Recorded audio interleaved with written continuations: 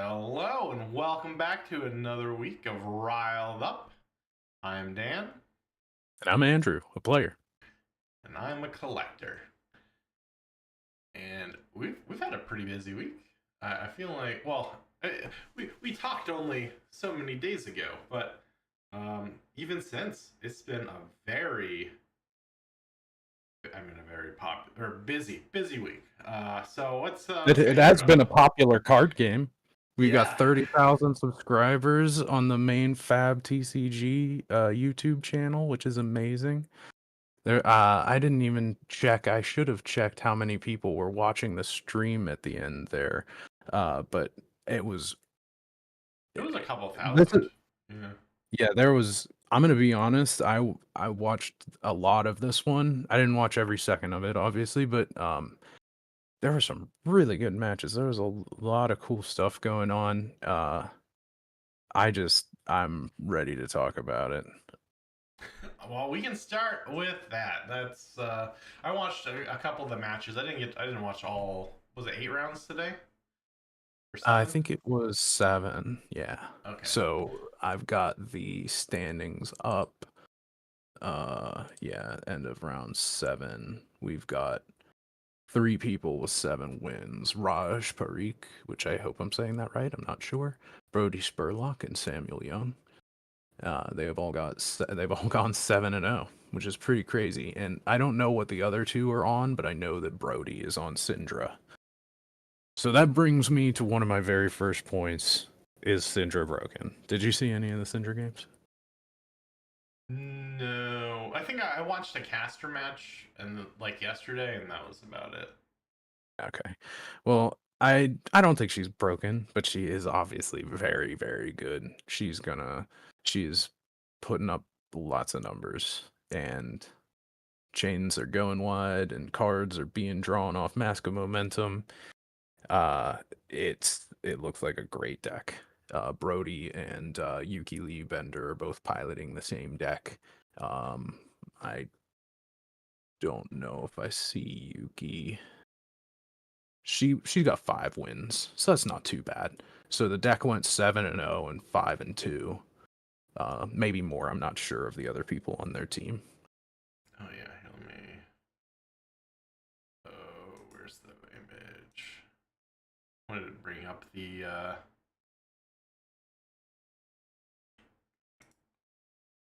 So while you're bringing that up, uh, the next point that I wanted to make is the opening match was Syndra, and that was great to see. Syndra versus Aurora, both very explosive decks. Syndra more so, it seems now. Um, but the second match had Fang, and I was waiting to see this because personally, I thought even though Fang is really good and limited, I had a decent ninja pool, and it seems like unless you really know what you're doing, uh, Fang's a little bit harder to play. And I don't know if there's any that went like I said, I don't know what anybody was playing. I'm not sure. But in the match that was streamed, the second round, the Arachne Marionette absolutely crushed the Fang. Like I thought it was going to be a little bit closer than it was. Yeah, I But really was expecting a bit more. Uh, I don't want to say I expected more from Fang, but I think I expected him to at least make a showing. well, we don't know yet. I mean, there Yeah. could have been other Fangs. We haven't looked into I could go on Discord and check all the different things because I'm sure if there was a Fang that was doing well, they would probably get talked about in the Fang channel or something. But I haven't looked into that yet. Really haven't had a whole lot of time. I Uh, was following the chat. I know Kano. Apparently, like they're like, oh, the top two Kano players in the world are both at this Memphis calling, and oh wow. people were Did expecting it, to see Kano really do well, but I'm not sure. Like I think that people were talking about trying to get Kano as the round 7 or round 8 match on the stream. oh, I So don't think I saw Kano at all. But what I yeah, did see was yellow cards, and I, What? this is the first time I've ever seen a yellow sink below played. Period. Outside of limited, like yellow sink Really? below, dude. Yeah, I mean, maybe it was a mistake on this Fang's part, but who knows? I mean, there was. I think that they're just not playing blues. You know, they want to get all the value, and I guess if you're trying to min max, it can sometimes be the right call. You know, people have used yellow rabble before. People have used yellow belittle before. It happens every now and again. I'm just surprised to see Sink Below join that company. But we'll have to see how well Fang actually does, and if the Fang deck that does well, if one does, even uses that tech. Because the very next match um, really makes me feel like playing yellows is a bad idea. Maybe you should just stick to blues, because we got to see a Jarl on stream, played by Michael Hamilton. Yeah, the Jarl was kind of kicking all sorts of ass. Yeah. And I feel supremely vindicated. I'll tell you that right now. Because do you know what weapon he was playing? Did you see it? the Redwood Yeah. palette, right? Yeah. Yeah, the Redwood Hammer. Hammer, yeah. And I just I have said as soon as I saw it that Jarl's signature weapon was just not good enough. I really don't believe that it was. And also, man, you really don't want to play ice only Jarl. I remember whenever people first were trying to play Jarl, I saw so many people talking about, oh, I'm gonna play Snow Under and all these ice cards, and I don't know what's in Michael Hamilton's deck. I don't have it in front of me, but I know that there's a lot of good Earth cards in there because frankly, all the new Earth cards are pretty dang good. And it's a lot easier to pitch Earth cards than it is to pitch attacks with pitch value greater than 4 or whatever it is, or something like that. Yeah, it's the same as Anathos for Titan's Fist. So it only makes sense that Redwood Hammer is the option, and it worked out great. I mean, yeah, I just think that if Jarl is actually in a position, which I mean, listen, if Michael Hamilton's playing an attack, it's in the position. Yeah. So I think we might see those Fangs and Syndras decide to play some blues. Actually, I think that Jarl match was against Syndra, wasn't it? The I think when It was whenever against he an was streaming. Ira, Oh, was it not? Oh yeah, Ira. That's right. which, to be But fair, that's a very similar type of fight. yeah, I mean, I think you've talked before about how like Guardians are probably going to be like the answer to some of these some of these up and coming heroes, like some of the more meta heroes. And Yeah, and plus we're about to get the Guardian Mastery set, and Jarl's already there. yeah, Like I don't really need any. Like I thought that Jarl was not quite there, but if Michael Hamilton's playing it, then I'm not gonna disagree with him that because he's correct. So that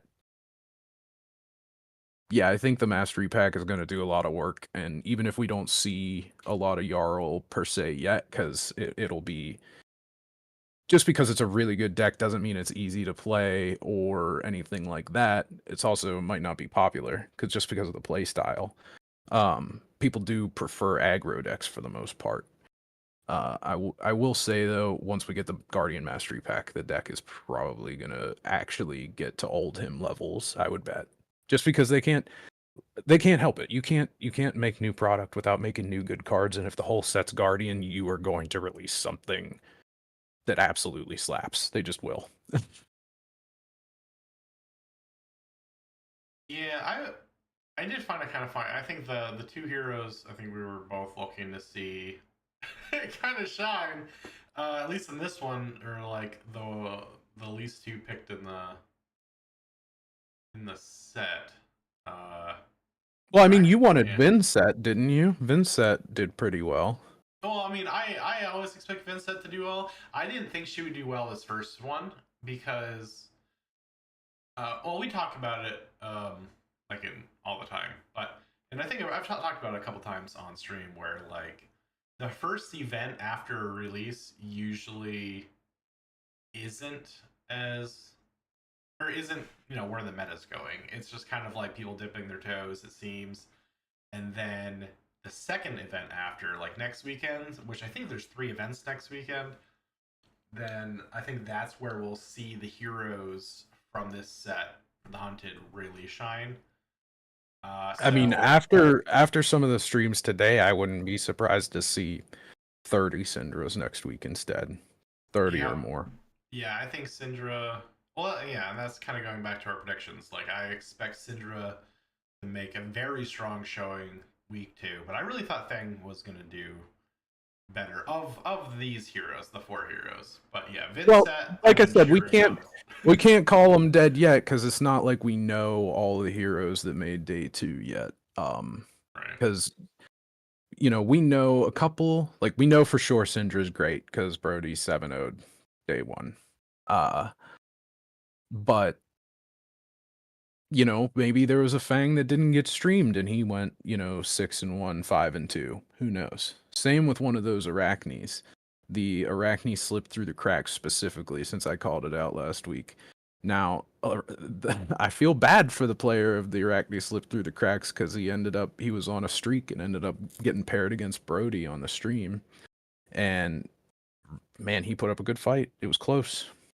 But I think he just got outplayed just slightly. I don't think he made any huge mistakes, but things happen, and But I mean, I think at this level, it doesn't take a big mistake, really. Just the no, most minor mistake can be life or death in a tournament like this. So yeah, but I was impressed with what I saw from that game because I mean, you just whenever you tune in, everybody in the chat's like, "Oh, it's Brody, it's Brody, it's Brody," and I'm like, I mean, I kind of think Arachne slipped through the cracks has a shot here. I'm waiting for him to do a toxicity, stab pain in the back or something like that. Like there's always an out. You gotta if you want to be one of the pros, you gotta be able to beat one of the pros. You're eventually gonna have to play Brody Spurlock if you want to be the best in the world, right? So you can't I'm not that unhappy for the guy. He gave it a shot, uh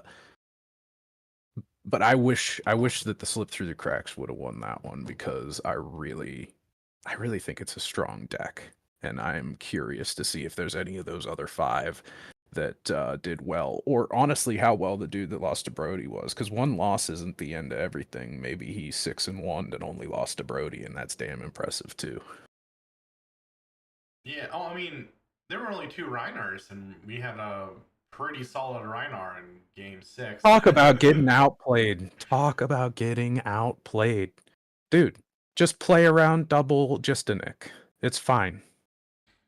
So I feel so bad for that Reinar because I feel like he probably could have won if he would have just like used one more card even. I don't know. Maybe he had to play to the out. He had to make the new habit, but damn. He was at 12 versus a new at 2.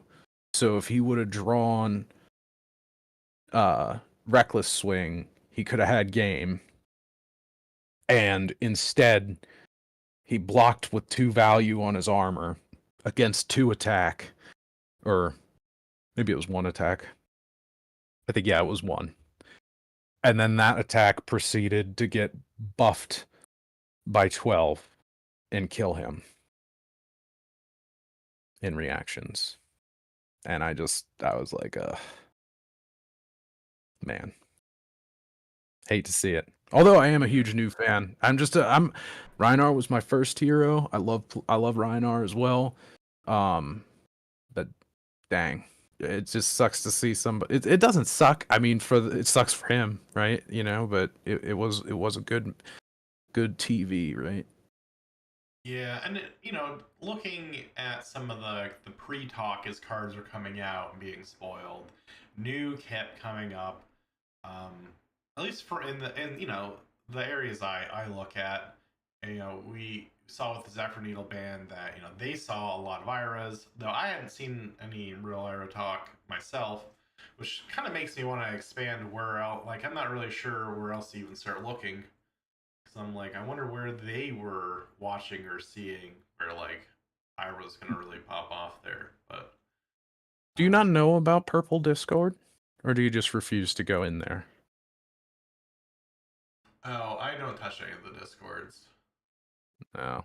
Well, I was going to say that's where you'd go because But there's all these sub channels where you can just go to like the Ninja tab and then you go to the IRA tab and there's always like, 20 IRA heads and 15 people not minding their own business in there chatting.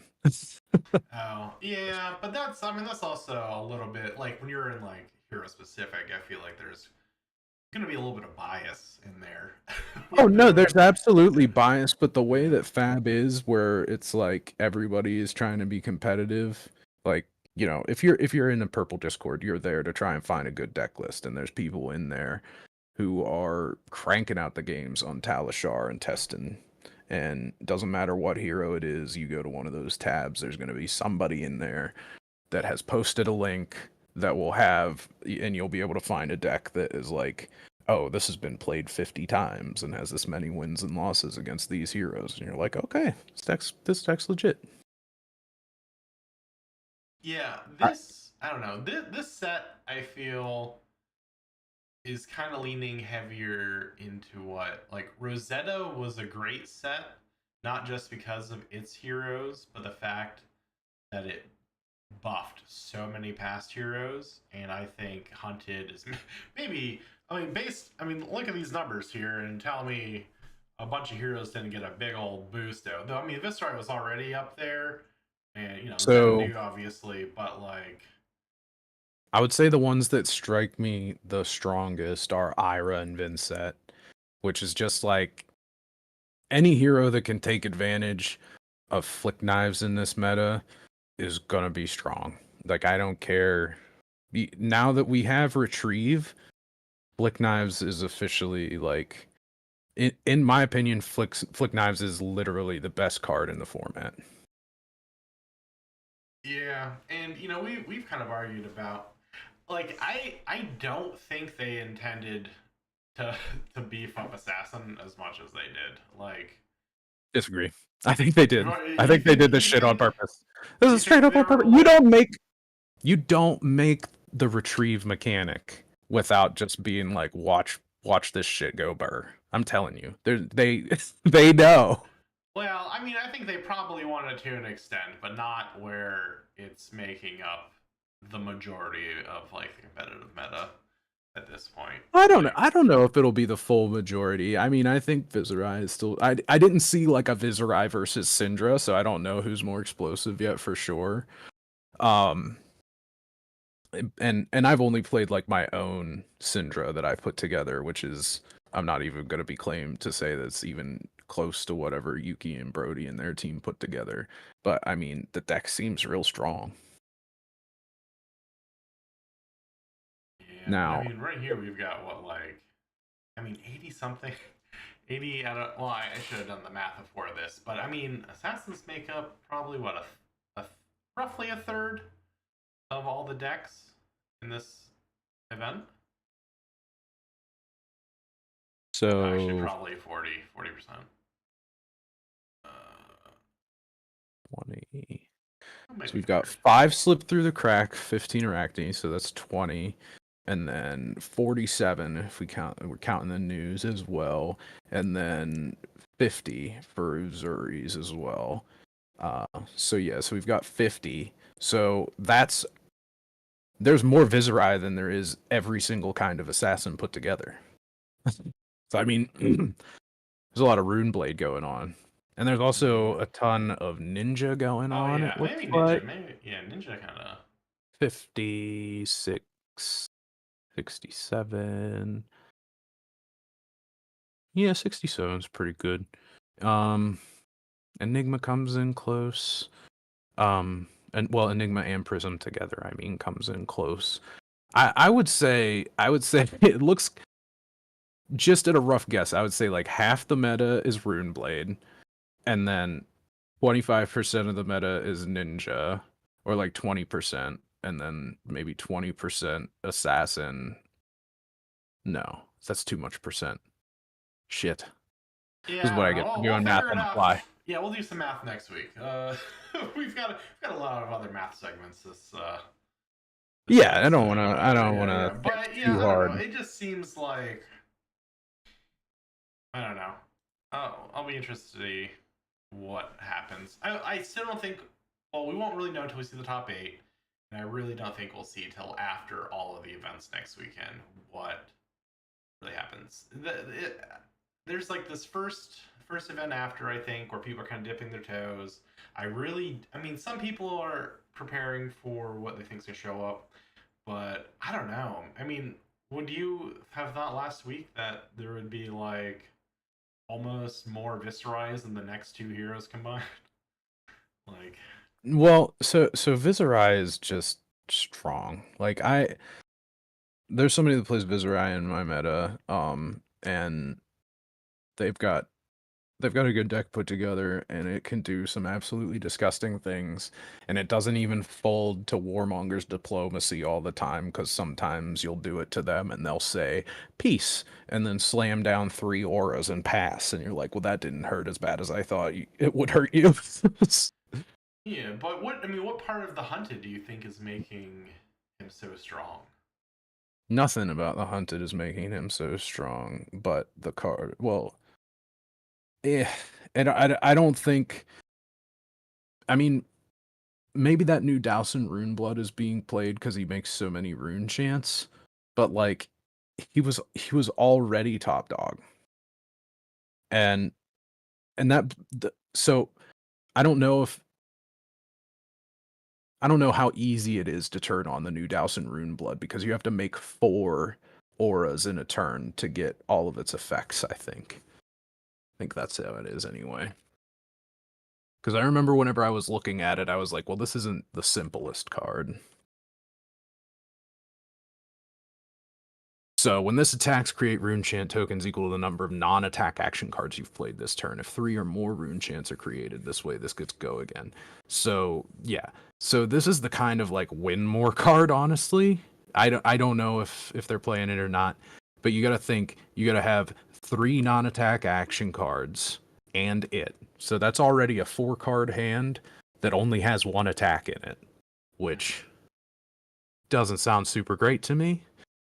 Uh, However, if you've got a blue and you've got something with go again in your arsenal, you can, pay 1 for the thing in your arsenal, non-attack, non-attack, non-attack, douse and rune blood, and then weapon. It's a great turn. But the deck was already great. This is just the kind of card that if you had a perfect hand, it would really be amazing. But then I don't know if you'd play all 4 copies of these, because if you drew like multiple Dowson Runebloods, you'd just be like, well, now I've got 2 cards that don't have go again. Yeah, that's fair. I am curious. Well, I mean, like again, we won't really know till tomorrow after we see like the top eight. But I I would suspect that LSS isn't necessarily going to be as pleased to see an old meta deck still in the number one like picked slot with a new set just released, because I mean I they've talked about wanting to see the new like the new heroes in the well, I think top eight. I think they're going to be fine with it, because to be honest with you, Viserai needs to get out of the meta. He needs the Living Legend. Um, Runeblade's real strong. Viserai's ability is too strong. Um, people talk What's about Yeah. Well, what's his weapon? What weapon will he take out with him? Or does he not have Nebula one? Blade. Nebula Blade? Okay. Yeah, but that doesn't matter. Nobody uses Nebula Blade. Okay. Well, I mean, sometimes that impacts the meta more than the hero itself leaving, it seems. But No, the weapon that he uses all the time is Reaping Blade, and it stops your opponents from gaining life if they already have more life than you. so it's pretty nice against the CYB decks. Which, yeah, I think people are pointing out like that one new match was running pretty well with the CYB. But Yeah, I mean CYB is a great card. So good they had to ban the blue. But I think that they'll be happy with this because Brody took Syndra to day 2 undefeated. Who knows how well the other ones did? It looked like they were powerful on stream, except for Fang. Although I will say, maybe another Fang did better. I didn't see any of it. Um, yeah, Mostly for the simple, it seems like these heroes are hard to figure out. At least I think a tiny little bit. But that's why you see Ira up there. Ira's certainly up there because of the hunted. Uh, the others, new got some tricks, so it's not like she was going anywhere. She got some new cards. I think that the other Arachnes can maybe beat new. It really depends. So I'm not sure which like Arachne Marionette, his own ability is gonna generate more value throughout the game unless new can really take advantage of the banished zone, which that's a toss up. Sometimes she can, sometimes she can't. And yeah, I think like you had said, the meta will be different next week because just because somebody didn't play Syndra week 1 doesn't mean that they aren't just waiting to copy a top 8 deck list. yeah. I don't know how much these pro level players though are necessarily copying deck lists as No, much no, no, as no. the rabble, but I don't want to call them No, I rabble, mean, but I'm just saying that like whenever you talk about the pro players and the teams and everything, that's not everybody that's here, you know? There's lots of people that are, just trying to get to that pro level as well, and people who are just having fun. Not as many people that are just having fun, obviously. Fab is very competitive. yeah, But it's not like there's 100 Brody Spurlocks at this thing. There's plenty of people here that are on a deck that they're comfortable with, and they do generally use somebody else's deck list. I would bet. yeah. Well, and that was kind of what I was thinking. It was more a comfort because I think it's hard mentally to be like this deck's like been like legal for less than a week now. Let me go, pilot it through a major tournament. You know, drive out to Memphis, get a hotel. It's a big money investment. You're looking to, get a return. Do you risk it on a deck that you're maybe like 60-70% comfortable with, or something you've been piloting, then maybe just tweaked, and Yeah, I you're think trying. it takes some chutzpah, right? Yeah, You gotta.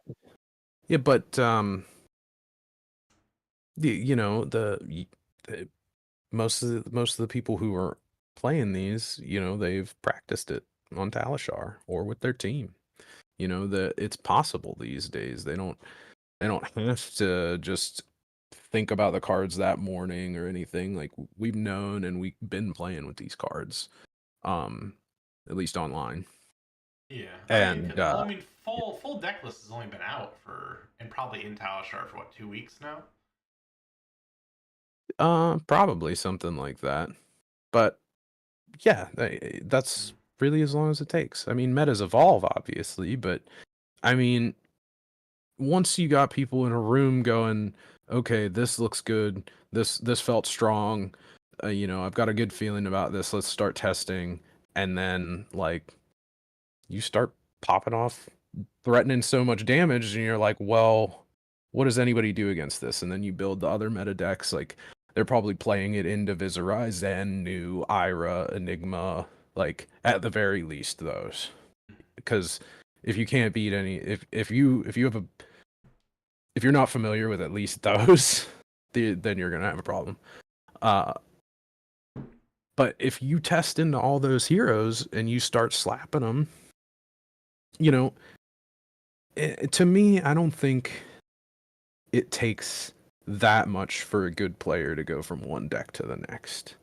I was trying to explain to somebody at my locals because they were talking about like, oh, it looked like I had all these cards for this hero, but I just I've never played that class before, and I didn't I wasn't sure what to do.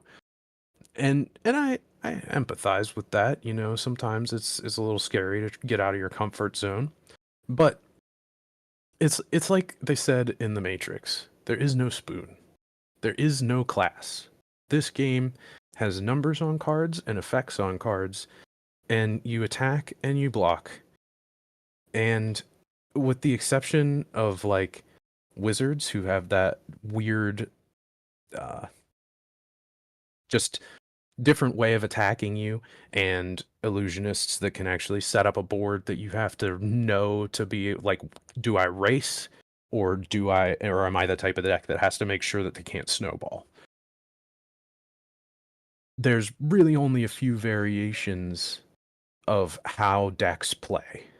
Like you are an aggro deck, you're a control fatigue deck, or you're some sort of combo deck that is building something up and trying to play like the mid-range game until it can crack you, like Bolton. Like that's a harder deck to play, but it's still top eights. It still is valid. There's several, but then once you look at all that, you know, just give any hero a shot. Just read the cards. If it said assassin on the bottom or if it said warrior on the bottom, you know, you still got to read the card and figure it out.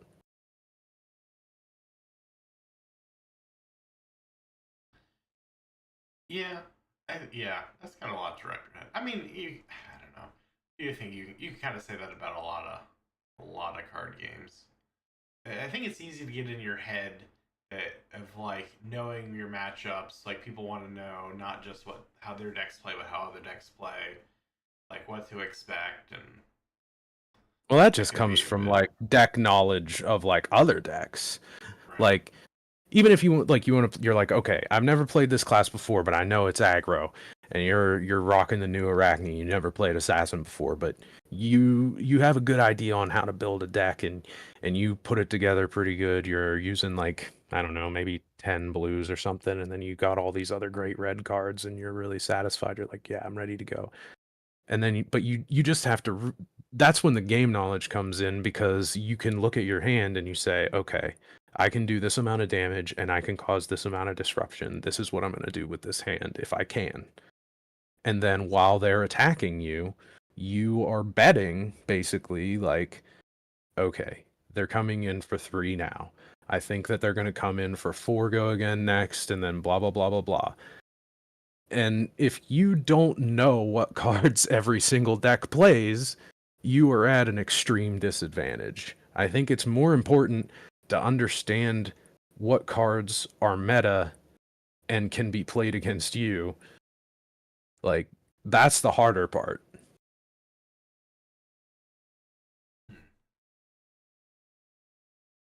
Yeah, Because if you don't know how much damage every single deck can do, right. like what is the top end of what this deck is going to do to me this turn? Because I think they have this, that, and the other thing. If you don't know what this, that, and the other thing are, how are you supposed to guesstimate how much damage they're going to come in and then compare how much damage you can do to them? But that's why people like to play aggro decks, because a lot of the times you don't really have to count it up. You can just say, well, all these cards are red. Somebody made this deck. It has the juice. I just play all the cards. And that works. But whenever you start getting into mid range and having to race a different aggro deck or deal with on hit effects, it's when the game gets complicated. Yeah, and then the sideboard, knowing like the meta has such a big part on like the sideboard, knowing which ones to bring in, which ones to change out. So I was thinking maybe we would not see as much like Poison the Well and other counters to CYB, but then New was like, "No, dog, check this out." So, well, we'll see how that turns out. Because I don't know. Well, I mean, because we were talking about you know, well, Syndra. I mean, we were both kind of expecting Syndra to pop off, and then you also like Arachne, but the talk of like if Syndra does blow out, like what gets tweaked, what gets handled, because we don't want to see bans, but we almost, I mean, well, Mistville saw a couple, Rosetta even saw one. Like I think we might see something pop up if Syndra ends up as strong. I mean, I just keep thinking like there's only 11 Syndras, but like if you've got like Yuki and Brody driving her like no, there's going to out be the the gate, triple the amount of Syndras next week for sure. yeah, I mean, as soon as that deck list is public, count up the cards. Any of them that can be played for more than one hero are gonna go up in price. yeah, and but so in my mind, when it comes to the way the LSS handles things like that, is it almost just seems like if there's a card you're running 9 of, like chances are one of those is gonna get scrapped, like one of those colors, and that's why I think Do you know that they're running 9 of something? um we were looking at. Because I thought that they weren't playing any blues at all, which would mean that's not possible. Were they not at all? I Oh my do not gosh, think so. I'm I trying to think remember. that they were on yellows, which is why I was so surprised. I mean, don't take my word as the gospel on that, because I didn't get to listen to all of the talking either. But um, it did seem pretty red line to me. So they were playing They were. Rav Rabbles and stuff. Oh, that's why I thought that. They said whenever they played the Rav Rabble, one of the commentators said, and there's only yellows in that deck, so blah blah blah. Like yellow is the worst that they could do on a Rav Rabble reveal.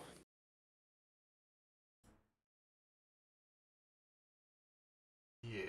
Or I don't know. No, we were talking. Oh, Brand with Cinderclaw, which I don't know if I saw anyone actually play. They might not have. It's possible that whatever deck list was going on was able to make enough fealty that you just really don't need it like that. Was it just Cinderclaw? Hmm. I thought there was a second card we were looking at. Maybe it was Brand with Cinderclaw. With Because I mean I just saw from sales data that people are buying 3 of each color, which I thought was interesting because it was the only card that's been selling in the last week that I'm selling all 3 colors of. True. But I would speculate that your data is bad. Like not like imperfect, Yeah. but like from the wrong people. Yeah, yeah. No, I sell the champions, Andrew. This is Yeah, yeah. yeah. No. No, if no, I think all the people building the deck probably got their cards from whoever is sponsoring them or, houses their team in their LGS. Yeah. Because I mean, even up in Pittsburgh, Green Tree, they had their team, and they were just in there cracking cases and getting ready to sell the signals to the team and all that. Like, uh, or I don't know how they run anymore. I haven't even I don't know anything about that. So I mean, maybe he borrows out cards and stuff like that. But uh, yeah, they're not buying from you. Yeah. Oh, I know. I mean, I've definitely recognized a couple names of people who I mean they're not like on teams, but people who've placed in like these big events. So that's always cool. Oh Uh, yeah, I mean, there's I'm not trying to talk bad about anybody that might want to buy a yellow or blue brand with Cinderclaw. It's just that you know, sometimes you just need to fill up a deck, or sometimes you have an idea and you try it out. It doesn't mean it's the best card in the world. And I Yeah. vibe with that. If you wanted to try a 9 Cinderclaw deck, I mean, I'd probably try a 9 Cinderclaw deck. Because to be honest with you, the Art of the Dragon cards are very strong. I was so happy whenever I saw Brody play the Art of the Dragon Fire. Or is it Flame? Fire, yeah. No, Art of the Dragon Fire. Because it's when this attacks, if it's Draconic, deal 2 damage to any target. And I pulled one of those in my sealed pool, and I was like, this is 7 damage for one card, and it doesn't even have to be like, it's so good. Yeah. I feel like they don't put stuff that strong in the rare slot, but they have now. Art of the Dragon Scale can destroy a tunic, and it's a rare. Yeah. But I think what we're going into though. Well, the problem is we need deck lists of the people Oh, who are sure, sure. right talking I, about. I But I'm really only but talking generally, about fire. oh yeah, yeah. But no, what I think the original conversation bit topic was, if they were to dial back like Syndra, like what Oh, I card would they do for it, right? Because you you talk I have a like knives, controversial opinion. right? Yeah. Like Uh, knives, man. so everybody that I've told this to, like my one buddy Noah, I said I was like, listen, I'm not calling for the ban. I'm just saying Flick Knives I think is going to get banned this year.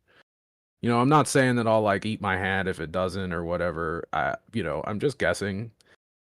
And it's really for the simple fact that I've been around in this game for so long. And uh, they banned Crown of Seeds. And they were upfront and they told people before they were going to ban it, and then they banned it. Um I think that they would probably do the same if they decide to do that to Flick Knives. So I mean, I don't think anybody's going to get caught with their pants down. But I just believe that the card is it's so much value. It's so much value. Okay, so Crown of Seeds, you had to make sure that you arsenaled every turn, which some people that are not good at planning, sometimes me, you know, if you don't arsenal a card, it just doesn't freaking do anything. Okay?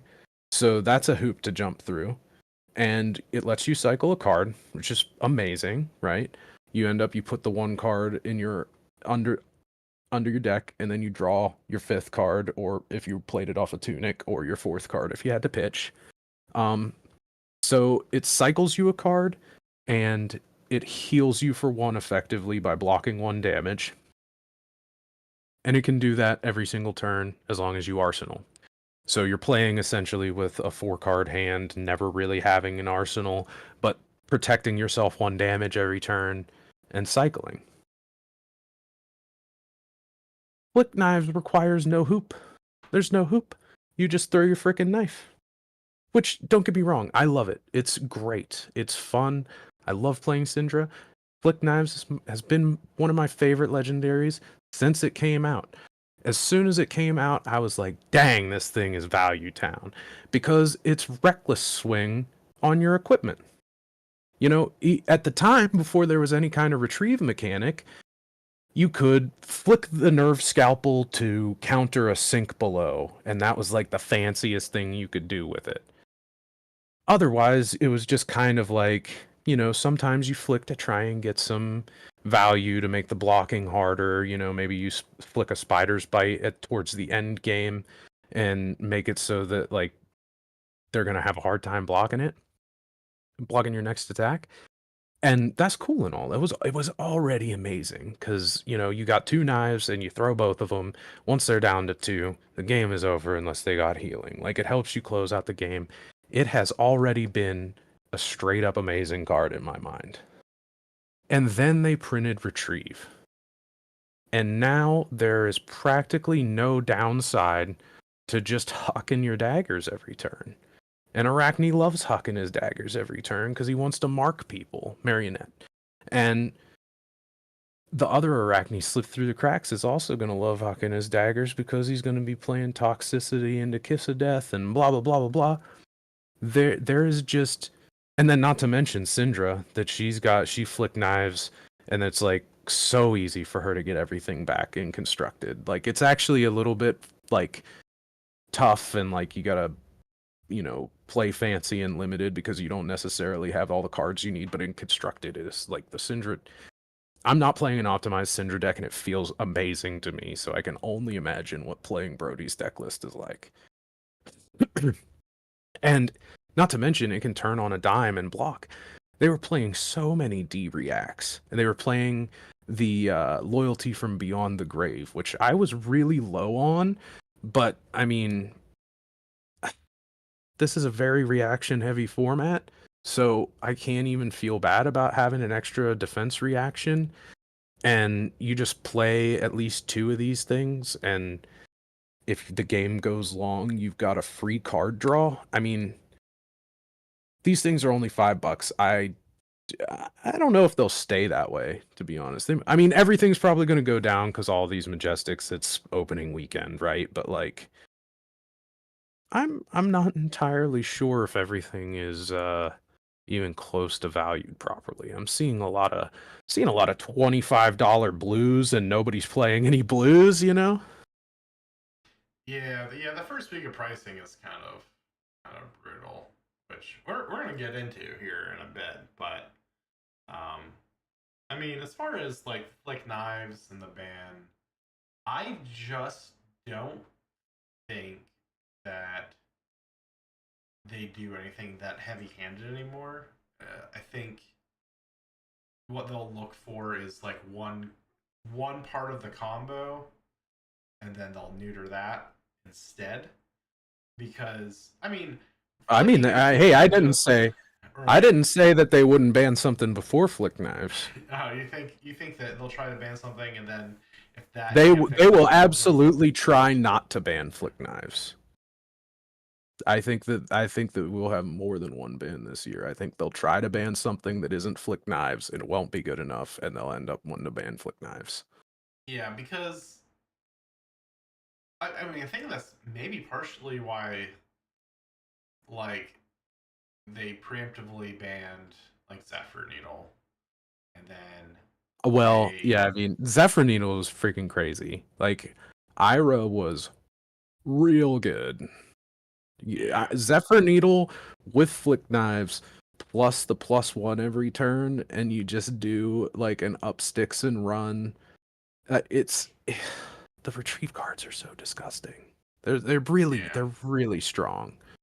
I mean, if they don't want to ban flick knives, they're gonna ban like a lot of retrieve cards, and I don't know that they want to do that because I just don't think that flick knives and retrieve can exist together except in LL. I don't know. Maybe I'm totally wrong, but I'm basing this totally on the fact that they banned Crown of Seeds, and flick knives is doing offensively what Crown of Seeds did defensively, except doing it better, I think, because it requires almost nothing of you except to play these friggin' sweet retrieve cards. It's like, okay. yeah, but I don't know. Well, now I mean because flick is basically just a mechanic at this point, right? Like you'll people will be like, oh, you do a flick here. I mean, they're not talking about the card, right? It's like um, It's the same way in it's Yu-Gi-Oh, man. I'm telling you, in Yu-Gi-Oh, what they do is they'll be like, "Oh, it's the best deck in the format," and they'll ban something, and it won't work, and then they'll ban something else, and it won't work. You have to ban the engine. yeah, but I don't think they want to. I think I think Yeah, Vanilla is no, just designed as right, like nobody because wants they it. yeah. N- I mean, they're But gonna yeah, they're gonna start ripping off panels, rip your stereo out before they get to that uh, engine, and that's this is riled up. We're just bullshitting. I'm not. oh yeah, well I, I, yeah, I think, I think that that's what's gonna happen. That doesn't, whatever. I'm fine if it doesn't happen because I love playing flick knives, but I won't mind just playing flick knives in a Living Legend either.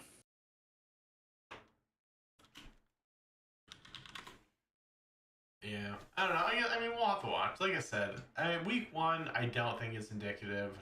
I don't think I'm we'll I'm ever really really get making the that. prediction like to just be on some Nostradamus shit because I'm I'm I'm just laying out the case right now that being able to flick one damage a turn is a lot of value. Just think about it and be honest with yourself. If you think about Crown of Seeds and how much value it gave you over the course of a game, and then compare it to the amount of value given to you by Flick Knives over the course of a game, very similar. Yeah, I mean, there's definitely Because you got to like the think about it in the context of the cards that need to use it. The hoop is beneficial. It's like dredge. It's like, oh, well, the downside is that you throw your deck into the graveyard and then you play all these cards that love getting thrown into the graveyard and you're like, well, now the cost is not really a cost anymore. The cost is a plus. Syndra is attacking and needs multiple chain links to be able to use her ability to retrieve daggers, but has to be able to flick them off of the combat chain so that she can do it for free instead of paying 3 and breaking the combat chain so that her daggers go to the graveyard. Flick Knives enables her to do that every turn. And it also enables her to be able to play retrieve cards, just like Ira. Ira, like, if you couldn't throw your dagger every turn, you can't really retrieve every turn, can you? You have to play other cards that let you flick and then retrieve, and that would make the deck a lot less consistent. And what I'm saying is, people don't see it yet. Just give it a few months.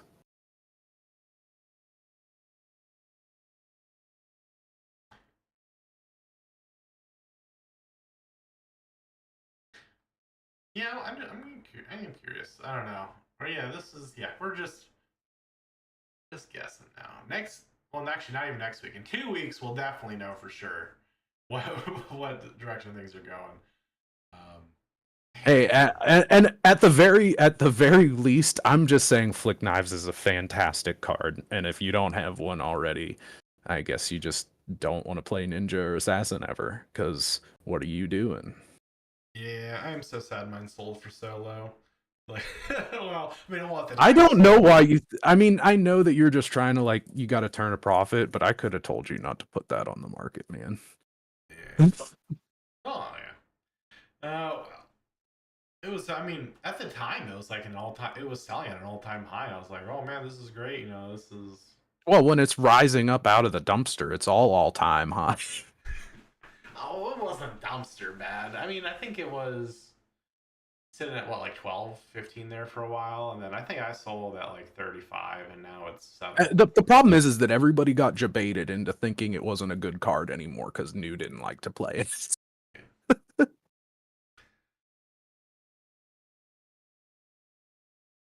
However, I, now I think she might, because I mean, I haven't even considered New using Flick Knives and Retrieve cards. I'm a New main, so I probably should try and screw around with those cards with New, because that just adds like a whole other aspect.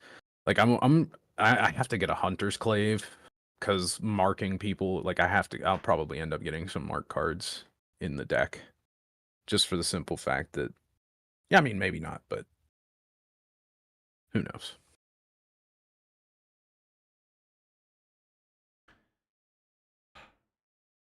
yeah, it's been interesting. It's been an interesting Now week. that we have our first argument out of the way, which I do want to point out, the whole original idea for this show was to be riled up because Dan and I argue about a bunch of shit that isn't flesh and blood related, and Yeah. we have varying opinions. But when it comes to flesh and blood, we very often agree, which is surprising. Um, Not all the time. He is obviously purely a collector trying to make money, so he's going to be the Rudy over here. And I don't necessarily disagree with that position all the time, uh, only some of the time. And but now, because I'm a collector myself, But now we actually do have like a real argument coming up, which the first one was Flick Knives. He refuses to believe that it's bannable, and I believe that it is very bannable, and it might come to that. But now, Flick the new Razor Reflex from the gem packs. Tell me why you think it's so great. I love it. I think that it's So the one big issue, right, in Welcome to Wrath was obviously the red printing got screwed up somehow. Alpha. Alpha Welcome to Wrath, and everything got pink except for one, and that was red or the Razor Reflex, right? So I think it's really cool and kind of a callback or like a I'm now everyone's gonna know, but it was like one of those if you know you know if you're into collecting you kind of knew that, or if you deal with a lot of alpha cards, you knew that was the one red.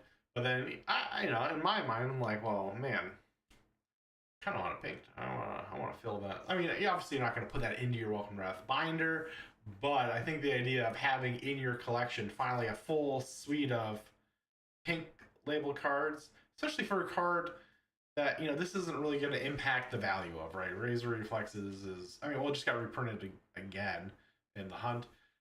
So Upshifted. It's a rare now, well, it's and rare only in now, red. That means but that the yellow and blue Razor Reflexes are hot commodities. yeah. I'm sure I've got stacks of them that are waiting to be sold. But I don't know. I think it's pretty cool callback to that. And oh man, sorry, I'm getting so many bots all at the same time. The, the I don't know. Well, I think it's cool. I think it completes the collection. It's not going to be something that negatively impacts any sort of pricing, and it's just one of those cool to have things. Like I really don't know what's to hate about it. I think it's really cool. I think it's a I collector mean, friendly hate's a one. strong word. Yeah. I don't think I hate it. I do severely dislike it though. I I don't like it. Why don't you And like it? because it's like a poser, right? Like it's trying to be something that it isn't. It isn't an old pink strip special alpha card. It's a friggin' promo with a green bubble in the bottom left corner. An alpha pink strip card has no colored bubble at the bottom and it's in the middle. And now they've changed the template, and that's fine. I don't care about that. But they've changed the template, and you got the pink strip on this new bordered card with a green bubble in the bottom left corner. And you even hit it on yourself. Oh, I'm not going to put it in the alpha binder. But are you going to have a separate binder that's all the pink stuff put together so that it is like the alpha binder with that one card because it completes the pink set? Because I just feel like it would drive me crazy. Like if I had an all alpha deck and for the cards that could be alpha or maybe just like a block constructed type of deal, like, or even if you just had an alpha like set just in a binder. Sure, the Razor Reflex isn't pink, but you still have your Alpha Razor Reflex there, and it's fine that it is what it is. It is an if you know, you know. Here's a little wink, wink, nudge, nudge. It's a pink Razor Reflex, but it just feels like they took something that was crazy, like weirdly special, and then they're like, "Oh, we'll just reproduce it." And it's not really it's yeah, I don't know. I don't know. I It, mean, I think it's just made for binders. Like, I mean, it's gonna go into my promo binders. I mean, they're not really binders anymore. I've got well, boxes. I've got what if they reprint every Welcome to Wraith adult hero token so that their text boxes don't say what they actually do. They're just like the old misprint Bravo showstopper from Welcome to Wraith Unlimited that says pay to dominate. I mean, that's something I would 100% expect them to do eventually. I don't know. That seems very in their wheelhouse with the way that they reprint and redo heroes into like Yeah, I mean, I'd like to see the Kano that is like the misprint promo Kano that says costs 3 resources, banish the top card of your deck, full stop. So, I mean, I might have talked myself into it just now because that shit sounds funny. Right. But Yeah. I mean, because it's not something that people are gonna play. It's gonna be something cool that you can have in your binder, and then uh, obviously, I mean, we all have. No, actually, we don't all have just friends come over. I always try to show people my Flesh and Blood cards. I'm like, hey, I know you don't play this game, but check out this binder. Check out my ladies, or like check out my cool promos and my graded cards. I'd show off a cool pink Razor Reflex. I mean, yeah, I'm already invested in all the foil Razor Reflexes from Alpha at this point. Like, except red. except for red. Well, yeah, because I mean, why would I want it? It's not pink. It's stupid. I don't like it. It's Terrible. I don't know. I'm very happy with my blue and yellow one, and maybe it'll raise the price. Who knows? I mean, it definitely won't, but it could. You know. So I don't know. It I'm very won't, but excited for the. Yeah, I mean, there's a bunch of cool promos coming out. I mean, there's that. I mean, that British Sink Below with the biscuits. I have an unbelievable urge to buy a playset of that, but I will not. I mean, I everyone like, does. They're gonna be yeah, like if $200 a piece, at least. yeah, it's Yeah. gonna be expensive. I know. I was like, for the amount of money that I would spend on a playset of them, I could just fly to the event. I think. Like, It's already sold out. Tough yeah, luck. yeah, but that's the mentality I would have about something like that. I'm like, well, do I drop $600 to $800 on these 3 cards, or do I spend that on, or I spend like an extra 200 and just fly there and get them at that point, like. For what it's worth, that package actually I think was really expensive. I think it was like 300 euros or something. Oh really? Oh man, no, that they have to reprint it. I'm changing all my reprint policy views. I'm very upset. No, screw collectability, game pieces. Give me 3 of those. I don't know. This is. Now, I'm not saying that they would, but I'm pretty sure that they could reprint that. Like, there's nothing 'cause in their policies saying. I don't think it's Rainbow Foil, right? Like. It is. Oh, is it? Well, Alright, well, yeah, but they seem to never reprint rainbow foils that are in the sets. I feel like they've always said that they're allowed to reprint promos. Maybe they won't. I mean, I would expect them not to because they have sort of set a precedent so far that they don't. yeah. But yeah, I wouldn't be gutted if they did. Man, I almost bought a James White promo yesterday. Actually, One of the polos. Yeah, it was a signed Pop Blue. They're all signed. Are they all signed? Okay, yeah, and it was Yeah, like every single $150. I was like 150.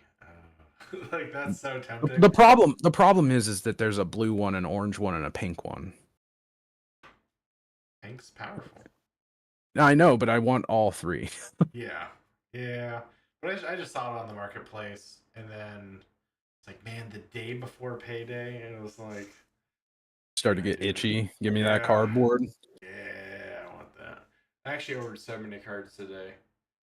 Actually, I didn't even realize I had a stockpile of like $80 of like TCG credit because I had a couple refunds and like just from buying cases, and I just went through and bought a ton of promos, Majestics. What was the card you told me to buy? The freeze to death. Oh, frozen to death. Frozen to yeah. Death. Yeah, I bought 10 of those. At least 10 of those, maybe 12. Well, we'll find out on a mail call, however many show up. So. Yeah, hopefully they don't reprint it in the Guardian Mastery pack. Yeah. Also, I mean, I got some new Sweetie swag. I got the. Oh yeah, you got to stand up a little bit so that we can get it on the thumbnail. Yeah. It was hilarious. I love this guy. He does like oh, my hair's all jazzed. But yeah, he's hilarious. He makes my favorite content for all of Flesh and Blood. Yeah, you should have fixed your hair so the senpai notices you. I know, senpai, please.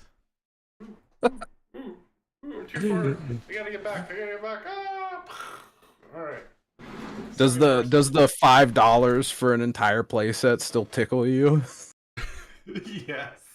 Yes. Yeah. Yeah. Oh my gosh. Oh man. Yeah. It's like $5 for the whole playset. And then A whole yeah, playset. playset. Yeah. And the Jokers and the Aces too. It's like, oh, it's so good. It's so good. Dude's comedic genius.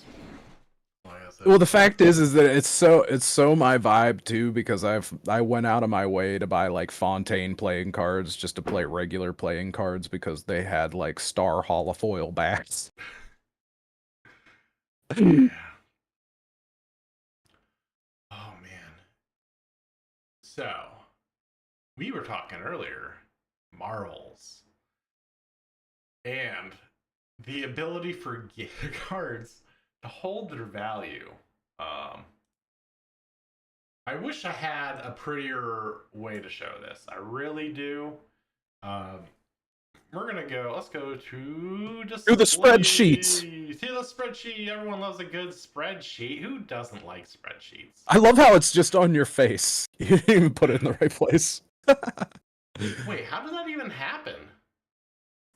Or wait, why did it turn itself on? Okay, I don't know. Oh, come on. Very cool. What, you don't want to just move the Oh, whole scene around here we it? go. Why are Oh, you attached? This was happening earlier when I was trying to yes. move something, and I'm like, why? Why is Just it? just be attached to it. Exit stage right. Oh my gosh. Okay. All right. There we Well, go. yeah, we'll start. We'll shrink. We'll do stuff. I don't know.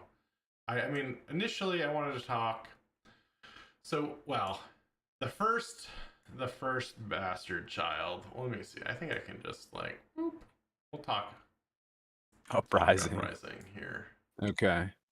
So, Uprising, I always thought was awful.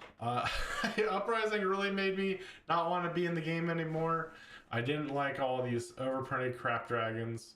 Can I zoom this? I don't know how I can zoom this in. Oh, here we go. Maybe. Oh, there we go. I want the numbers That to at works. least be a little more visible here. So Yeah, what I making my did, head. yeah, was I had to go through and which I couldn't get from TCG because TCG Player only has the last year. So I went to Fab Stocks, which I love Fab Stocks, and they keep all of the data. Like they're just pulling it, and then they keep it, and then they've got their own charts. So we were talking about, how much does the price drop out of the Marvels in particular? Because we've had a couple very Marvel heavy sets. I was concerned that the Arachnes would all behave like the dragons that we have here, which, once I They actually got the they can numbers, yeah. well, so you got to take into account that like we don't know necessarily what rarity they're treating those marvels as, right? Because they're just a token normally, but are they like we don't know their drop rate, like are they dropping like a Marvel Majestic card or are they dropping like a Marvel rare card? Because you got to take into account that most of those dragons up there were only rares. So the Marvels of the rares were cheaper because they actually did drop more often.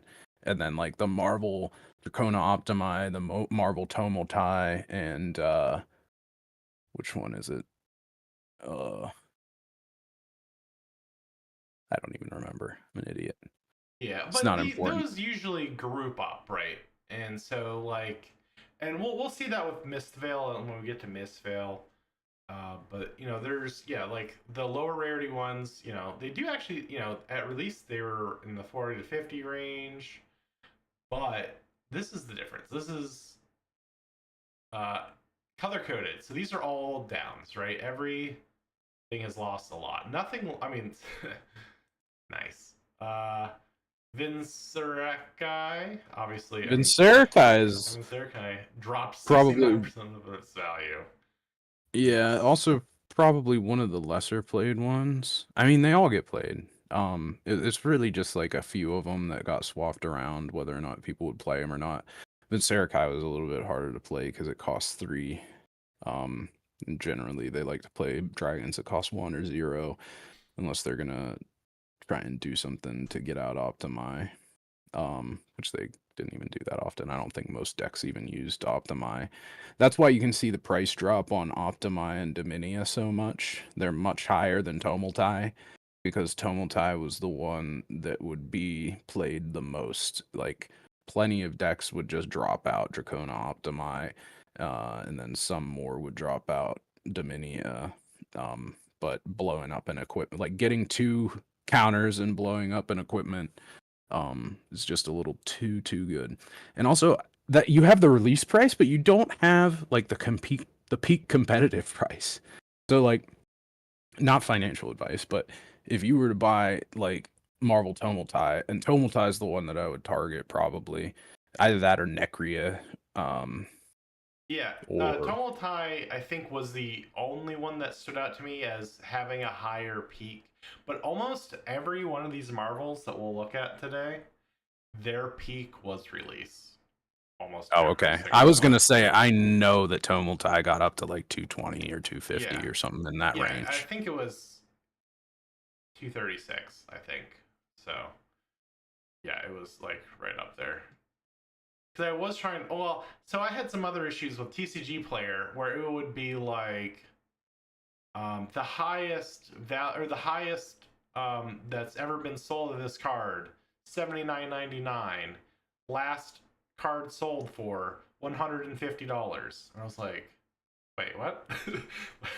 Like, shouldn't that be the highest value now? Or like, So there And were it some makes sense. discrepancies with that. Yeah. So but so take some of the TCG data with the grain of salt, but Well, also, did you do the full EV or not? Because cards like Spreading Flames popped off. Like, Uprising used to have like real garbage value, but now there's some cards that people might want out of it, and it has Crown of Providence as like the lottery card, which is just like you can't even be sad about that. Like, the only reason Uprising really sucked is because it would be like Crown of Providence or bust, you know? Um, but this is this makes it a little bit better. yeah, I mean, on average, we had a 34% value loss from buying on release, and you're always like, oh, the people who buy pre-releases, those are the suckers, and I was like, no, no, no, the real suckers are the ones who buy singles in the first 2 weeks of release. Actually, it's probably even lighter than that. I don't tend to like to buy, like, unless it's under 50 cents. I don't even buy anything from like within the first couple weeks of any set coming out, because I mean, from a collectible standpoint, like, why would I waste that much money? I know for a fact that all of the values of almost every single card in any given set is going to plummet. And so what I was trying to do with the Marvels, because the Marvels do tend to hold a very large chunk of a set's value, is kind of show, you know, historically, like Uprising we started with because it was like the first one to do this. And you can see just by the numbers, yeah, like, unless you need it for your deck, if you just want it for your binders, wait a year. Like, wait a couple months, wait a year. They're still going to be on the market, and you're going to save a whole lot of money. Like, we've got two of them that have lost, almost 70% of their value. I mean, Thamai got priced correctly, it looks like, but Well, it's not so great when they're that low. honestly, if I was going to buy any of these, it would be like Tomultai for the big money, but then the ones that are like the best is Kyloria, Miragai, and Themai. I have no idea why Kyloria lost 36%. I mean, compared to the other ones that lost so much less of a percentage, I mean, Kyloria says draw a card. Like, it's one of the best ones by far.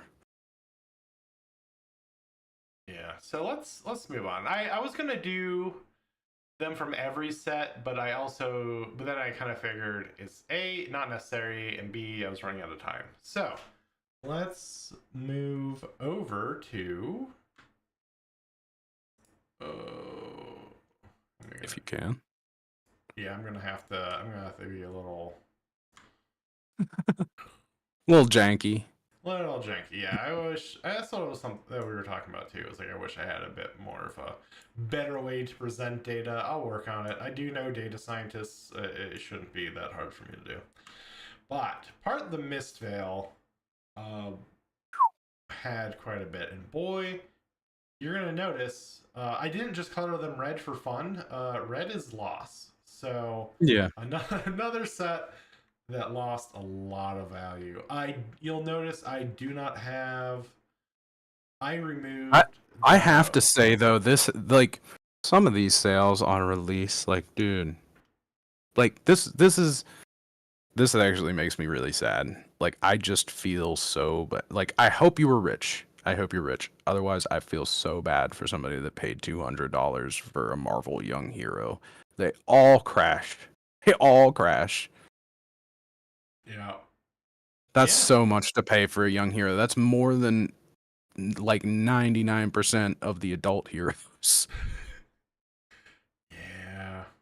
But No, this is why I said about the Ring of Roses buyers for $20 is bozo. Buying a Marvel Young Hero for 200 is bozo as well. And that's yeah, and dang. yeah, Mistveil didn't do as well long term. Well, I've got today is a spreadsheet day. I've got the monthly EVs so I can check in to see how they did compared to the end of 2024. But for now,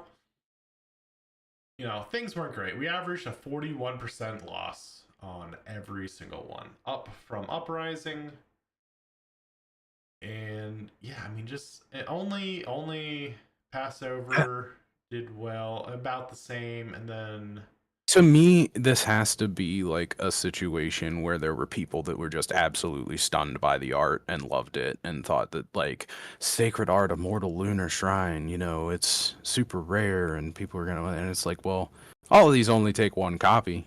You don't need three copies of these. They're just gonna start piling up and sitting around. And not to mention, you don't even always play it all the time. Like, I don't know, maybe you do. It's just, ugh. yeah, I mean, I'm it's I'm a lot I'm of I'm, money. all, I'm at a loss for words at how big the gap is on some of these. It's crazy.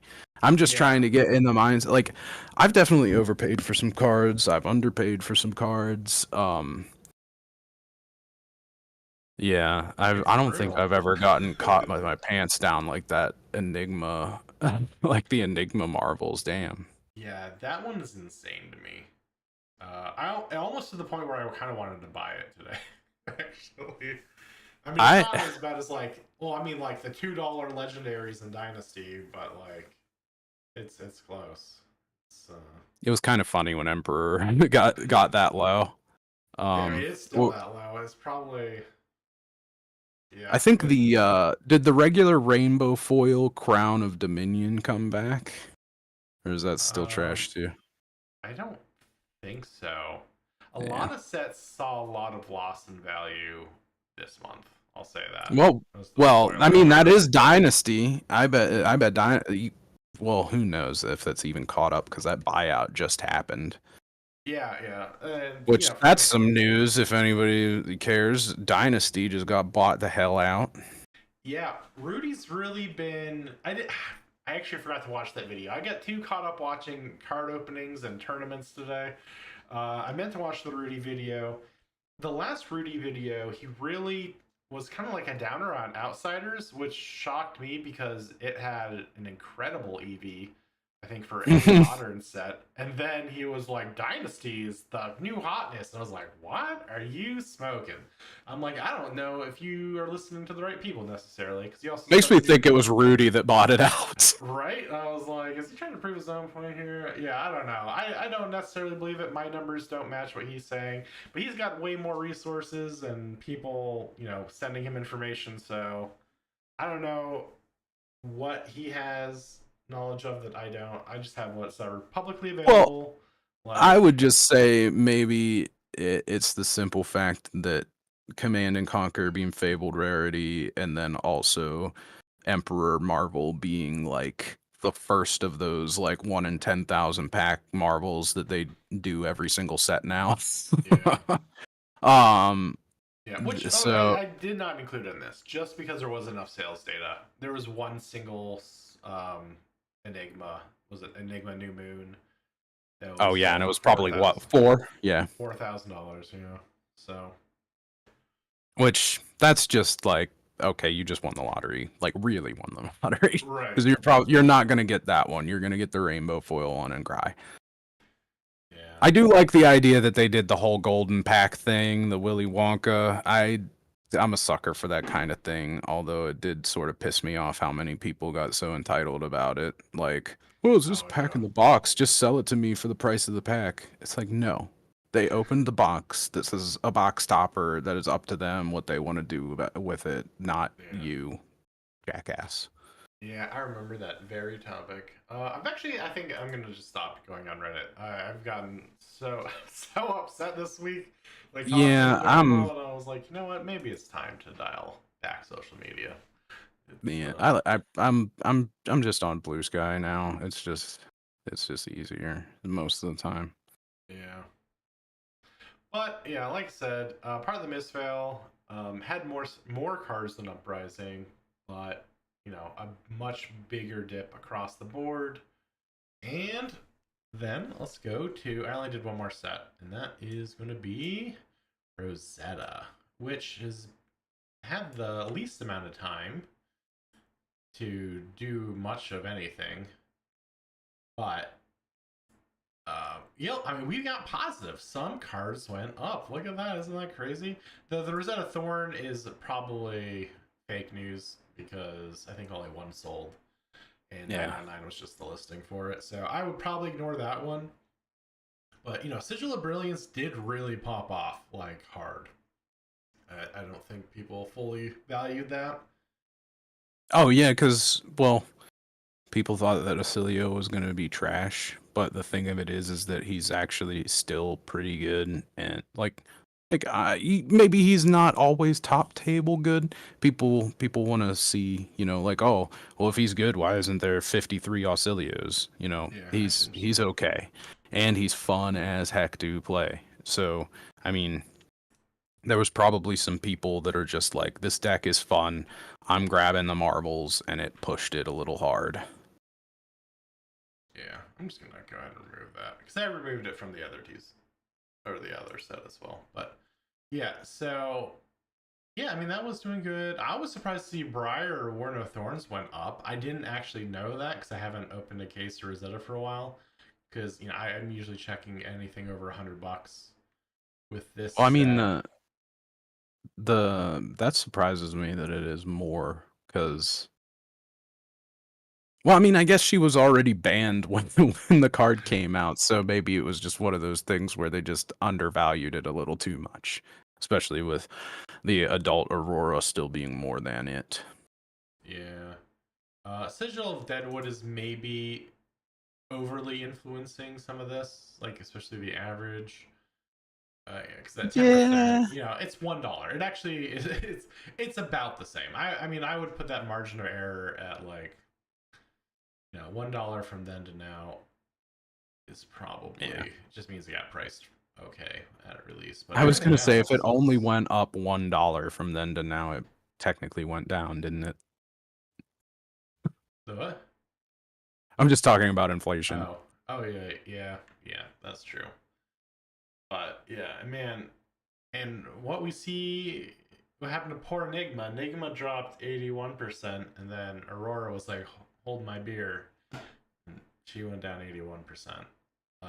So Yeah, the well, real that's the lesson, young one. yeah, So this is the same lesson that I said in the last one. Do not spend, I would say do not spend more than $50 on a Marvel young hero, no matter how good you think it is. And 50 is still high.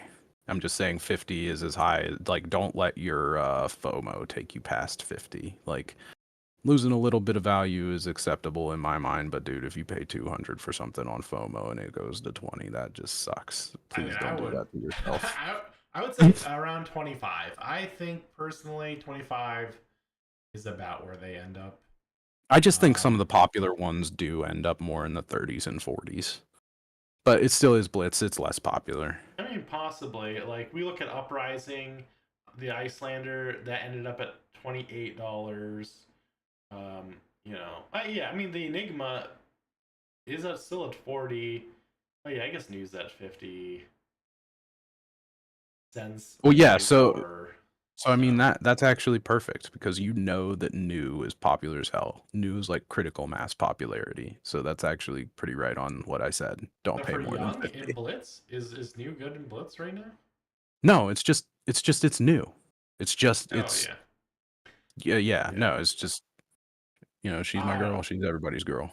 Yeah, yeah. News got a buff, but Aurora does not, and yeah, 81%.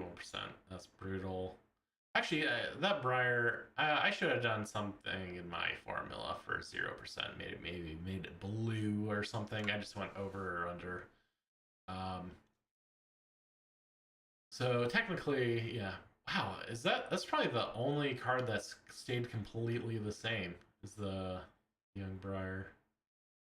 I mean, Yeah, I fine. mean, I feel like the young Briar, I feel like that should be less. I don't know why it would even be Yeah, that price. Maybe it's just more rare than the other ones because it's not like she's actually from the set. I don't know what the pull rates are. yeah. I think maybe next time I do this, I'll do another column with the dollar amount loss because Florian, my boy, no, your boy, really. They murdered your boy. It's or massacred your boy. I don't know. Two Well, it hundred doesn't dollars bother me because I Hero. pulled the Marvel Rotwood Harbinger and Constella Intelligence, so I mean, eh, still up. Yeah, but I mean, 'Cause I 200 only paid the bucks. amount of a pack. Yeah, 200 dropped off that. 100 dropped off Acilio. I just can't believe somebody would pay 300. That's crazy. Like you Yeah. should here's another piece of advice if you're a brand new fab collector. Don't pay that much money for a non-woman hero. I don't care. Like Yeah, I'm yeah. trying to be sexist, misogynist, or weird. The audience prefers a woman hero and the prices don't lie. It's true.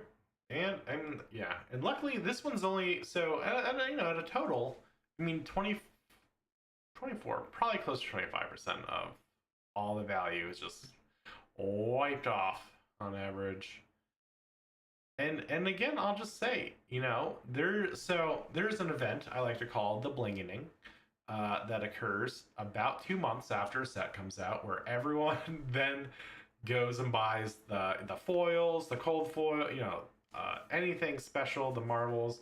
I think that's when I see most of the sales for those things. I almost never see rainbow foil sell when the release comes out or anything like that. And I think like unless you're really doing some competitive deck stuff, or you really want to show up at your armory with the latest and the greatest, like wait, wait, even a month, even a month reduces the value and the cost of the cards so dramatically, it's insane.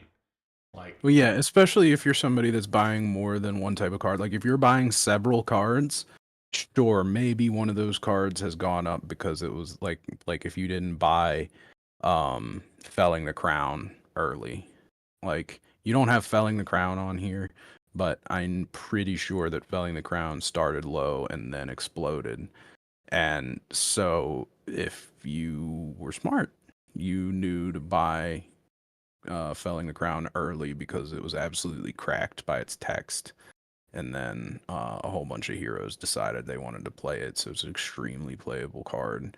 Um, those type of cards can go up.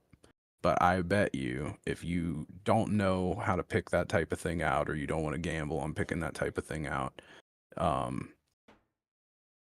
if you wait a few weeks just because that okay, now maybe you're paying $50 for your Felling the Crown or whatever it's at now, but you're also only paying like $1 for a handful of other Majestics because in release and pre-release before everybody has seen the deck lists, it is in the seller's benefit to treat every Majestic like it's the new crack card. And you are gonna pay out the nose. Yeah. And yeah, so I hope, anyone who is watching, we've got, we got some good numbers. Okay. There's 5 y'all out there. No, save some money, wait a couple weeks. And I hope this was enough. My original plan was to actually do like, well, especially for like Uprising, track the price like every 3 months, and then show you just like how much it plummets and how fast it plummets. But that was way too much work. It's all manual as well, so there's no way to like export these numbers, really. So unfortunately, but yeah, I hope that's why I was like, Uprising came out what, 3 years ago now in 2022. Yeah. Yeah, so we saw, Man, that's crazy. over the course of 3 years, 34%. But I mean, part of the misfill, not even a year. It would have been end of May, so like 8 months. You lost 41%, and Rosetta has only been out there for about 3 months now, and already down 24%. So beware. And it's not to say, I mean, not to say don't buy them, but just, save your money. Well, it's one of those things. That's why they do stuff like they have nationals next weekend. That's part of why it's so expensive so quickly and why it tapers off. I'm sure that there's plenty of people out there that are buying their cards so that they can try and get their wins or whatever, and my video has paused. Oh, sorry, that's my fault. I opened a folder over you. Sorry. Oh, okay, good. I thought there was some kind of internet problem and I just saw my video freeze up and I was like, oh, okay. No, But it's really weird. It's just the way that the app capture happens. Sorry. So if you get covered, it stops capturing you. okay. But I totally lost my train of thought because I thought I lost my Oh, internet. you're talking about nationals. Those Yeah, people buy like it. they'll buy it and then they'll sell it, right? Like maybe not all of them, but if you're the type of person that is like, I'm gonna get into this hobby and I'm gonna try and win, there's always gonna be somebody that buys something, doesn't do as well as they think, and then just sell it. Yeah. Not that you really need to see. I have my own little like color code thing up here for how all things do, but Nice. yeah, I did want to go into EVs a bit today. Awesome. This is one of my favorite things because I just love knowing how much cards are worth, and all of this data is awesome because it doesn't really make any sense to be like, oh well, on average you'll pull this and blah blah blah, because you'll generally be gambling anyway, but it is fun to try. Yeah, if you're not I think the tried and true method is, buy one box for every card in the set. I mean, I go more for, 8 to 16 cases if I want to buy a set, and then I do pretty well with just that. Obviously, it's not as well and not as good if I had like an actual distributor, but this kind of stuff's good to know. I mean, if you, well, that's the thing that drives me crazy with these pre-release prizes is, man, like if you did have a distributor that you could like get a big chunk and like get all that stuff in on day one, like the people who are selling cards right now they are making money hand over fist. Yeah, and I don't know. I'm still sad that TCG can't sell before release, like when physical stores start selling it, and like online, the Facebook marketplace and stuff are always selling because they are making money. Like, we talked the slip. We didn't talk about slip through the crack. Slip through the cracks is this set's, I guess, Rosetta, Thorn, and $1,000. I've seen at least 4 of them sell for over $1,000 now. Before release day. So I don't know what it's going to end up at. I expect it's probably going to be a lot. That's your lottery card if you can Yeah, get it no, through it's for definitely both the of us. lottery card, but I want to know, like, Rosetta Thorn was the lottery card, and the hero that made it playable was banned, so the Rosetta Thorn is not even playable in CC, and it goes for $1,000. I was really thinking that Slip Through the Cracks might top 8 or at least do well, and I was really sad to only see 5 slip through the cracks. Like, I mean, I knew Arachne Marionette would be strong too. Like, if Slip Through the Cracks is strong, Marionette is also strong. Like, they have the same cards. They have similar abilities. Marionette has the conditional go again, but Marionette can make it happen. And but if maybe those numbers were just a little small, just like how Syndra only had 11 players, but I can guarantee you that's going to go up next week just because we know already, how good the deck's going to be. And uh maybe I'm giving Brody Spurlock too much credit. I don't, I feel like I'm giving him enough credit, but I feel like that the slipped through the cracks that Brody beat on stream gave him a run for his money. And no, like, I don't really think anybody was going to beat Brody that round. Like, Brody is either going to win the whole thing or lose in the top 8. You aren't. Yeah. So Yeah. I think that maybe that slip through the cracks got unlucky, but also uh hopefully we'll see some more. Because if slip through the cracks is actually playable, that thing's going to be worth more than $1,000. More, not just a little more. And I mean, if it's anything like Rosetta Thorn was a 1 in 220 case pick, so which is That's a insane. lot of boxes. Yeah, yeah. I was like, I remember, well, because I was thinking, I was like, oh man, I bet it's almost the same as like the cold foil legendary. No, it's like 10 times. No, 20 times that. So yeah, it's a little rough, but yeah, yeah. So you look for those, but there was a couple pretty interesting price changes. I was surprised to see Welcome to Wrath first listings go up. So I again, that's one of those things where only one box or case sells like every couple months, so it's really hard to get good data. Which is why I don't do the EVs for ARC first or WTR first, just because it involves so much manual looking up of like eBay sales.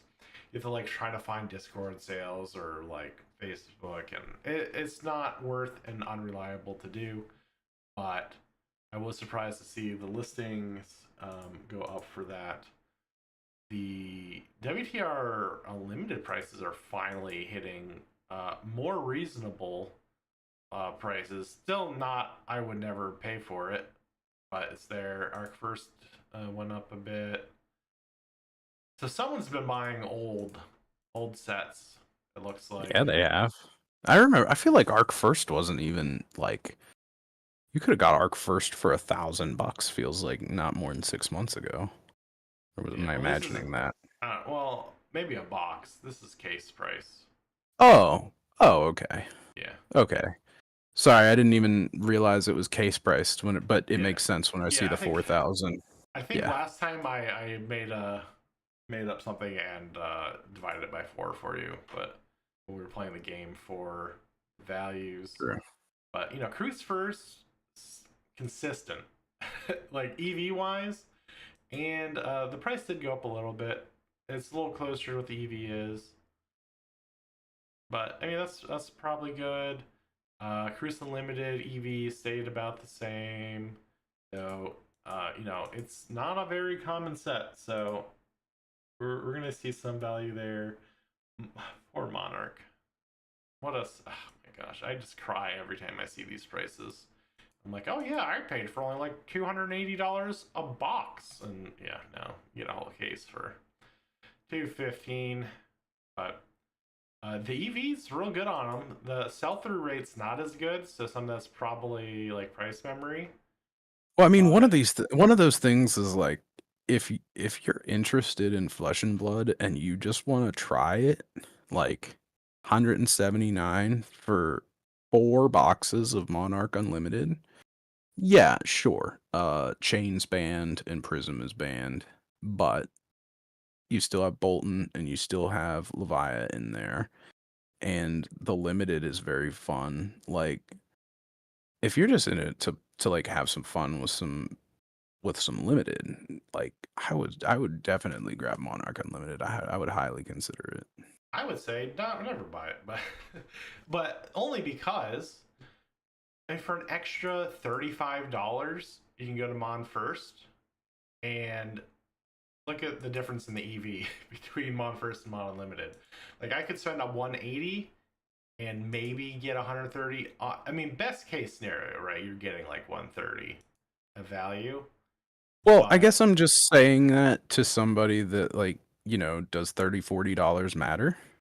Yeah, maybe. I mean, if this is just something that you're splurging and, trying the game and it's your hobby budget for the month or something, maybe you don't have an extra $40 to put into it. And I don't think that's terrible. Like you're still like that EV is all hinged basically on hitting cold foils. Like most boxes between Unlim and First Edition are not going to be that different in EV. It's only going to happen when you like, you hit the yeah. EA rainbow foil stuff or you hit the cold foil stuff. You know, if you hit the stuff that is like just not even guaranteed in a box, sure the EV is different. Otherwise you're paying an extra 30, $40 just to get hosed, which is just one of those things. It's like if you want to minimize the amount of money you spend and still try the game, Monarch Unlimited is for you. But if you still want to gamble a little bit, sure, go to Monarch first. But there's still that chance that you're going to spend more to get hosed the same amount that you would in Monarch Unlimited. Well, I mean, I would say, yeah, I mean, yeah, Mon First has a breakdown of, um, in EV value wise, 7% is coming from the Fable, 26% is coming from the Legendary, the Majestic is about 38%, and then the remaining cold foils are about 20%, and then your extended arts make up the last 24%. So, uh, I mean, you're going to get the Majestics probably. The EA is not as much so. You'll pull 4 cold foils, which the cold foils are mostly garbage. But The only they're one that you, yeah. well, I mean, there's one, two, three, four. There's 4 over $30. Actually no.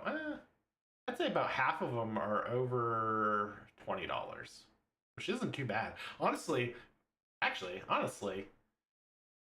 for a set to have that many of them over like $20 is pretty rare.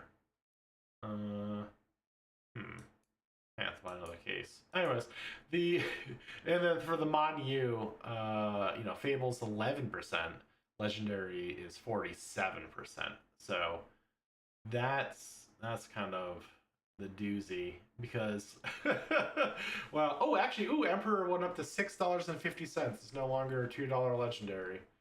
But boys, that Hey, that really drops the Legendary value average. But I mean, there's two. Like, there's one for 142, one for 102. Wait, they sell more in Mon U than Mon First. Oh no, 122. Yeah, I don't know. You're not gonna hit 308, but you're probably gonna hit about, if not more, on average. I don't even know if I want to say average because EV is technically average, but your standard opening, I like to look at how much of it's Majestic. 38% on Mon First isn't too bad. Uh, I think you're more likely to profit and have a good time for an extra $35. Whereas with Mon Unlimited, you're guaranteed to lose money and spend almost as much. So that's just my mindset is, for a $35 difference for the EV to be over double, I'd splurge. Sure. Let me I just think. feel like if I was gonna splurge, I would do it on a different set, to be honest. Like Tales First, where it's cheaper to buy the first edition than the Unlimited. What? Yeah. Tales Unlimited. Current TCG low, 204.50. Current TCG low on Tales First, 204. Well, I mean, that's probably just the Tales Unlimited getting bought up, right? Like Yeah. maybe 204 was the lowest listed after like a 145 got sold. Yeah. Well, I mean, look, last month it was at 223. It's even gone down. Actually, I didn't realize that last time. I didn't realize it was higher than Tales First last Oh, month as well. That's so strange. that is kind of bizarre. But yeah, that's why these little spreadsheets are nifty. I like to be able to see the little oddities like that. Yeah, Tails First. I would say don't splurge. buy the cheaper set. I mean, because 201 is the for 203. I mean, that's so in line, and that's great. I don't know what Tails Unlimited is doing. Don't buy Tails. Don't buy Unlimited. I don't know. Go back to my Unlimited hating ways. Everfest stayed consistent TCG low wise, but EV wise, it's starting to hit the dumpster. Actually, I I was can't gonna say you used remember. to love opening Everfest, saying it I had such a great know. EV, and now it's Now it's garbage. yeah. Now it's sunk. I think a couple of the big cards in that just dropped a lot of value. Because I was looking at that. KO Yeah. leaving the meta probably did a lot. Let's see if I. So I feel like Swing Big was one of the money majestics, and I don't know how much money that's worth now with KO being pretty much out of the picture. Yeah. Maybe next time I'll do this, I'll highlight what cards themselves actually dropped that ruined like the EV. Because something big, I remember one card in particular made a huge impact on this. Yeah, I'll do that next time. I'll go into my lessons learned. But yeah, I mean Everfest is fine. Uprising is doing. I mean, the TCG low is skyrocketing, but the EV is not matching it. I would not tread that water. I mean, we look at Dynasty, even just a month ago. The EV is going down, the low is going high. So for Dynasty in particular, the current TCG low is actually 1,500, but that's just some schmuck listing a crazy price. That just happens sometimes. The last sold price for the Dynasty case, the very last one that sold was 358. So I put that as the low on here. I mean, There's there was just also a low for 500 besides the 1500 one. Oh, did someone else? When I was talking to you about it, there was nothing else. There was only the 1,500. Someone must have listed one I since was then. gonna say when we talked about it, I looked and it was there. So Oh, I really? mean, Oh, yeah. I okay. mean, let me see. No, that's good. I mean, yeah. I mean, I'm sure people are dragging out their now that they know people are paying way too much for it. I don't think it's a good investment. I would not spend that much money on it. It's almost double the EV. It's not been long enough for sealed price to divorce the EV. Um, I don't know. It just sounds like a trap to me. I wouldn't do it. I don't know. I know Rudy's all gung ho for it. I will say in this case, I don't believe Rudy. Yeah, there's a case on market for 500 right now. Oh, good. Okay, so yeah. So there's that one more listing. Don't buy it. That's not financial advice, but don't Well, spend yeah, your because money. Yeah. so the box was listed for 100, and that's already got some at 89 now. So Okay. Yes, people are just starting to pull it out. Well, Dynasty just didn't do much for a while. I think. Outsiders, I feel way more confident in. I don't know. EV is very close to the TCG low. I mean, EV did drop, and TCG low went up $50. So it's not like a steal like it was. Yeah, I But remember whenever we were first talking about it, it actually was pretty sick. Now it has caught up. Everybody got on the bandwagon probably yeah, which was strange because because this of was flick knives. maybe Flick Knives, yeah. But Rudy, I mean, Rudy was calling out Outsiders as performing poorly, but I just don't see how that's possible. I don't look at a $400. Look at how many I mean, cases. maybe he taped it a week ago or something. Yeah, maybe. Well, no, I mean it was still No, I have EV no was idea when still he taped four. it. Yeah, I don't know. EV was still 400 a month ago. Like, yeah, I don't know. Well, do you really think Rudy is doing the EV calculations, or is he just looking at market data? I think he's Like, like, got. n- I don't think I he's don't. doing it. I think he's got other people who do it who talk to him. Like, I think he's just got like a network of I just people. can't imagine him being that wrapped up in EV when he just, slams pallets of boxes. Maybe, Oh maybe yeah, I'm wrong, I don't know. but I feel like he's the type. Like, I mean, if I had warehouses full of boxes, why would I care about the EV when I'm just gonna keep them sealed for 10 years plus, or Yeah, I mean, sell them yeah. when they go? Yeah. Well, I don't know. He's always looking for more deals to pick up more pallets. I feel like, and I don't think he's just buying every pallet that comes across or in front of him. No, Yeah, no. I just feel like the singles market for him is like too like why would he stop to pick up the quarter if he makes $100 a second right. or Yeah, yeah. yeah. I don't know. So yeah, I don't know. I don't agree with his viewing. It's on Dynasty and Outsiders. I would say it's the exact reverse by a significant margin, actually. So I don't know. Take that as you will. Dust of Dawn really. I mean, it changed a lot. It's now negative, but that's fine. It's still pretty close. It's honestly probably within wiggle room of being about the same month over month. Bright lights turn positive, and people are just dumping those boxes again. So I was buying them up when they hit like 280 last time. I might buy more. I don't know. I Well, really I like mean, the bright thing of it lights. is that I think what might have pumped the EV a lot is Tunic. Because Tunic, I feel like dropped out a while ago and it was like, oh, you get a Tunic for like 80 to $100, and like no matter what, Tunic is 150 plus now. So I mean, that's the cheapest set you can get Tunic out of, it looks like. You don't have History Pack on here, so I don't know how much History Pack is. Oh yeah, I don't. There's some lines I will not cross, and owning history packs is one of them. Um, I mean, so here's another reason that I love. Oh no, it was majestic rainbow foils. Some of them went insane. So Oh, is like the twin drive fucking ridiculous? Because well, I no, saw. Oh, sorry. no, no, no. Well, I was just say like when we were talking before about percentage or the value ratio of the EV and what slots they're in.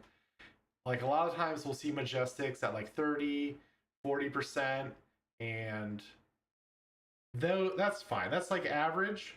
But when I'm doing smaller amounts of openings, like if I'm only going to open one or two cases, I want a set that has most of its value in majestics. I'm guaranteed to get more majestics, so there's a much higher chance of me breaking even with that. The majestic ratio for bright lights is 67%. So Oh 67% wow. of your EV is coming from majestics, which is crazy. Which is why I think it is a very good set to open.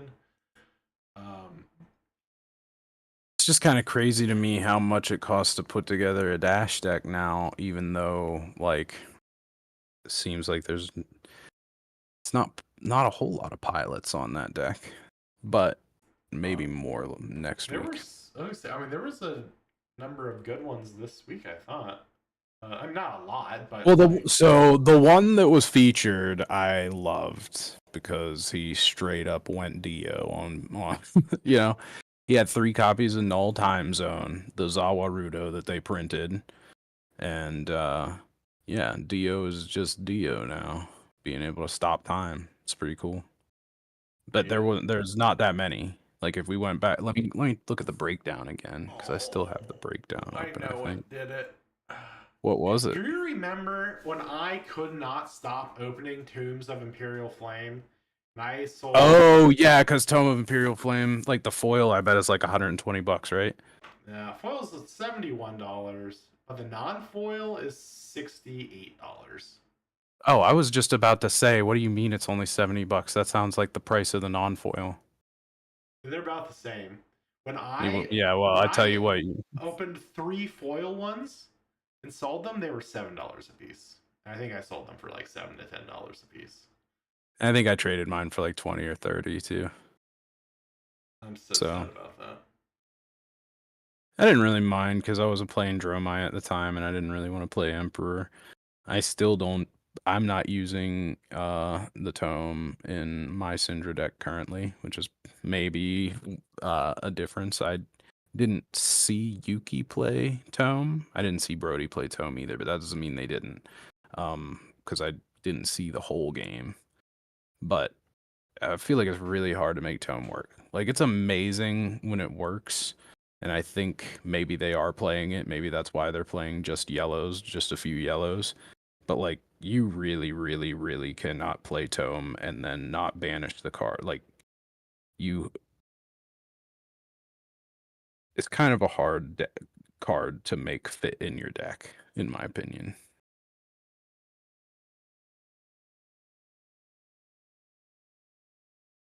It's a little Screwed up. bit easier for Dromai just for the simple fact that she needed to make Ash and everything. Her whole game plan was like built around pitching reds. So Yeah.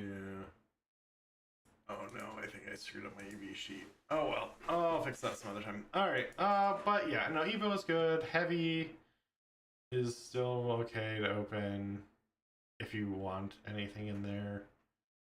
Value wise, I mean, a lot of these stick around like, well, I would say a lot of them stick around 300, but I think a lot of them stick around 200. 200, 300. They're trying to push this 400 price point for Hunted. MSRP went up. I don't see yeah, it sticking. I mean, the second wave is going to drop next week. that's something that we didn't even mention this week is that everybody's paying these inflated prices and it's not even the full drop. So Right. like Yeah. it would go down if there wasn't more printed. But then there is. Yeah. Yeah, it's gonna be rough. Rosetta, like we were talking, Rosetta's starting to hit its decline finally. Even though TCG low is going up, but the value in the set's going away. Mist has just not been doing great. I don't think it's seeing a whole lot of sales, and the value just keeps dropping. So it's kind of a recurring theme in these big Marvel heavy sets, I think. Yeah, but everybody and maybe I'm just assuming too much, but I feel like do, don't most people already know about the check, right?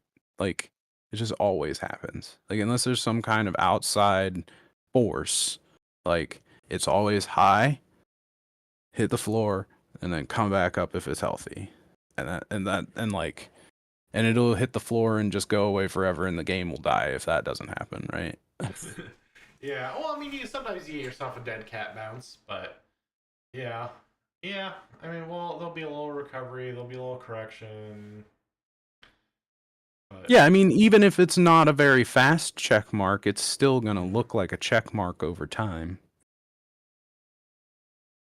maybe, hopefully, we hope. That's what we hope for. Well, it's just one of those things where it's like we hope it will happen, but whenever I say I hope it will happen, it's one of those things where you know that it's tied to the success of the company and they keep doing very well. So I kind of just feel it's inevitable. Yeah, but there's just historical sets that just don't, right? Like on first will never check mark. I don't think. Well, maybe a Well, little I bit, mean, but no, but we have history repeating itself, man. It's just Ice Age. yeah. But I mean, And I say that yeah, like 30 years is no big deal, but but that's yeah, inevitability for you. yeah. I think we've got history repeating sooner. I think we're well. So this was something else. Do you think that the new extended art micros are like the new chase? Do you think that's where the value's gonna end up instead of Marvels now? No, You don't. because um like Kiss of Death is really good, but it's really only really good for Arachne Slip Through the Cracks. Um maybe some others. I'm not 100% sure. It really depends on how easily you can give it go again so that you can flick it. Um but what are the other EA ones From like in general or from Hunted? Because I from don't. Haunted? Oh, I don't just mean in Hunted. I think in general. I kind of made a prediction. I think when Rosetta was coming out, that with the Marvels losing as much value as they do, I thought they were going to try and print something new as like a new type of chase or new style. And then, with Rosetta, we kind of started getting those extended art.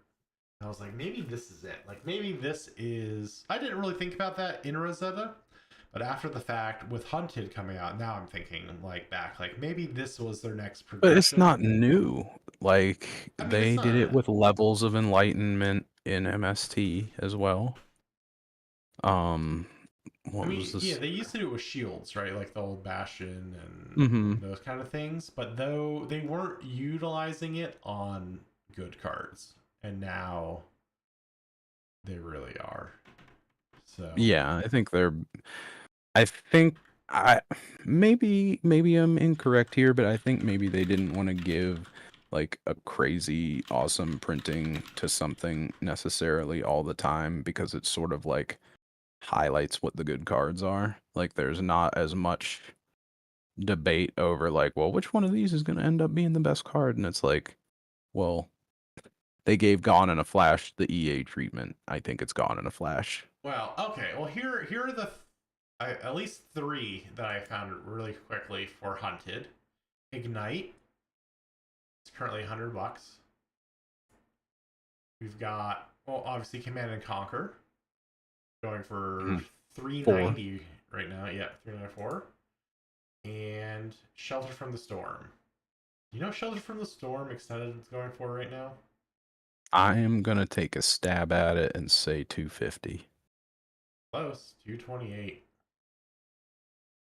So that is I more. still think that's insane, but I Yeah. don't Well, I know. mean, there's a I mean, certain tax that's being paid with Shelter from the Storm. That's or true. price buff. We Um, did talk about how women matter in earlier price discussions. yeah. So yeah, yeah. But I mean, those are all pretty high value. I mean, I think even Rosetta had a couple and a lot of value in them. I don't know. I think these will all outvalue the Marvels minus Slippy, but that's just Slippy's in that like probably in the 1 and 220 cases slot, which just I do kind of think puts that them. pushing the value into the EA slot does do some amount of work for the players. I just think that sometimes it's never enough, you know? Like they reprint Command and Conquer, but it didn't drop the price like significantly, so it's not like some people are never going to be satisfied. But I think having the Marvel heroes not be the most expensive thing is just like makes a player feel like, oh, well, I can get a somewhat flashy thing because he's my favorite hero or she's my favorite hero or whatever. And you go and buy your Marvel new, and it's like the most expensive card you own, but it's out on the field all game, every game, because that's your main, and you just, you're happy with that card. And if they push the value into index cards that budget players generally try to not even get rainbow foils because they're afraid of the curling, um, you know, that's a little bit easier to swallow for them. But I'm not sure if it's doing enough because, I mean, I think it's doing enough. But for the people who actually care about that, then is the $100 Gone in a Flash making you feel better about the $20 Gone in a Flash, or do you still want Gone in a Flash to be less than that? Yeah. Yeah, I don't know. I just think I mean, it looks cool, which I think is kind of what matters a lot with these as But if well. it I mean, didn't they're exist, do you think Gone in a Flash would be $50? I do. no. I think it would actually be more. Like, Oh, yeah, the base. Yeah, that's a sad because I correlation was I just found. comparing it to Felling the Crown. Like there isn't Yeah, a special Felling the Crown, but it is quite good for multiple heroes. So it's about $50, or at least it was. It might be more. yeah. Um, Yeah, I think historically, and this is something I can maybe show in numbers, but it seems that the non EA version should normally sell for higher, or in my eyes, should be valued higher than it actually is. But it ends up lower because I think more people are putting that money into EAs. So I think they're maybe slightly undervalued, but that might be something to look at. Though it's really hard to determine a card's value. I don't know. Yeah, I don't know. Well, I want to look at this, but I think that any game, right, is always looking for the next new way to shiny something. Like Pokemon had their new foil. Well, now they have the Master Ball foils. Um, shoot, One Piece just did the Jolly Roger foilings. Magic has I think two new foilings. So actually no, Pokemon had two new foilings. Magic has one new foiling, and it's just something that happens every couple sets. So I'm always looking for what Flesh and Blood's going to do because I think it follows that trend where like every couple sets we get something new and exciting. Like Uprising, we got. Um, Here's a question for you. okay. Do you ever think that we will get more like flashy foil? Like the current rainbow foil is just like a solid rainbow foil like layer, right? Right. Um, but then if you look at like, old school Pokemon has a foil that is like a star foiling, and then, Magic went and did their Galaxy foil, which is similar. You got the bubbles, you got the striped foils from the secret rares like in Yu-Gi-Oh and their Starlight rares and everything. Like they even have collectors rares. I forget they just have like it's like a weird foiling texture on them. But do you think we'll ever get anything like that that is like more designs, like a Jolly Roger foil even, or just anything that isn't like, I don't know. I just really like, even though they sometimes look messy, I really love Starlight Rares. I love seeing the foil the whole way to the edge of the card. Yeah, yeah. I mean, Pokemon's the cosmic foiling, I really really love. Even like that crazy like sparkly foils that they sometimes do, or like yeah, same like how MetaZoo does with some of their reverse hollows. Um, Actually, Pokemon reverse hollows can look really good too, especially like on energies. I don't know. There's a lot of cool effects. I think that Flesh and Blood has been trying not to go that route, which is why I think we keep getting things like the bleed through extended artists and extended art micros. They've been playing with the serialized. I think right now all of their foiling efforts are on the new type of rainbow foiling. The was it the Zero zero gauge. gauge? Yeah. So I think once zero gauge is done, we're gonna see what they can do with zero gauge. I think they'll probably do something cool and maybe flex it, but I'm not sure it's gonna be widespread. I don't know. I mean, The zero after gauge. looking at the zero gauge, I can understand why James White seemed a little like Like he wasn't like full on excited about it. He was like tempering expectations a little bit. And I didn't necessarily think that it muted the card. It's just that like I feel like a lot of the rainbow foils are more like crisp or on like a cool tone. And the rainbow foil slipped through the cracks from the promo has like a very warm tone on the foil. Like it's orangish instead of like pink and blue. Which I mean pink and blue are obviously still there, but Yeah, you know what I'm saying. not as vibrant.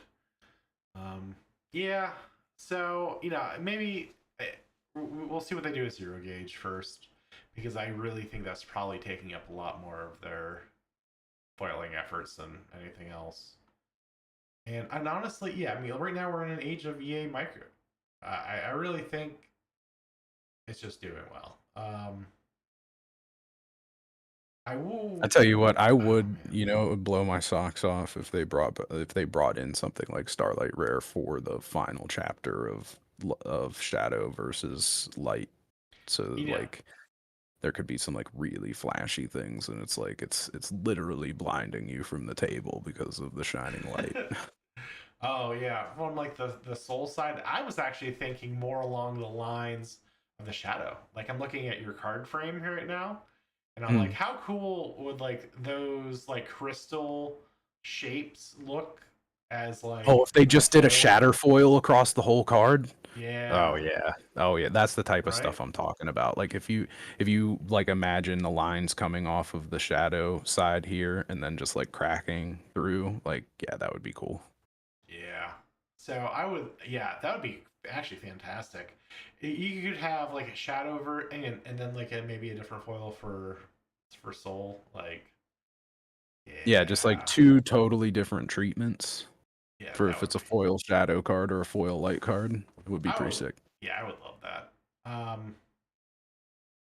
Yeah, I just, yeah, for whatever reason, I think they're almost more keen to get like they're like we just don't want the bending, which is understandable. I don't want cards to bend either. Yeah, it was a It's noble pursuit. I just, you yeah, know, he was definitely right when he said it's not quite there. They got to do something else. yeah, but Not entirely, but you know. yeah. I mean, as a collector, I'm a sucker for a shiny card. Like I don't know, there's a lot. There's so many cool foilings out there. Um, and we'll see. Maybe they'll start catering more to collectors. I mean, I think they kind of have more so. You know, they. I was kind of surprised not to see more serialized cards like we saw with Dust Till Dawn. I thought we would see more, but I've never seen one of those actually sell before.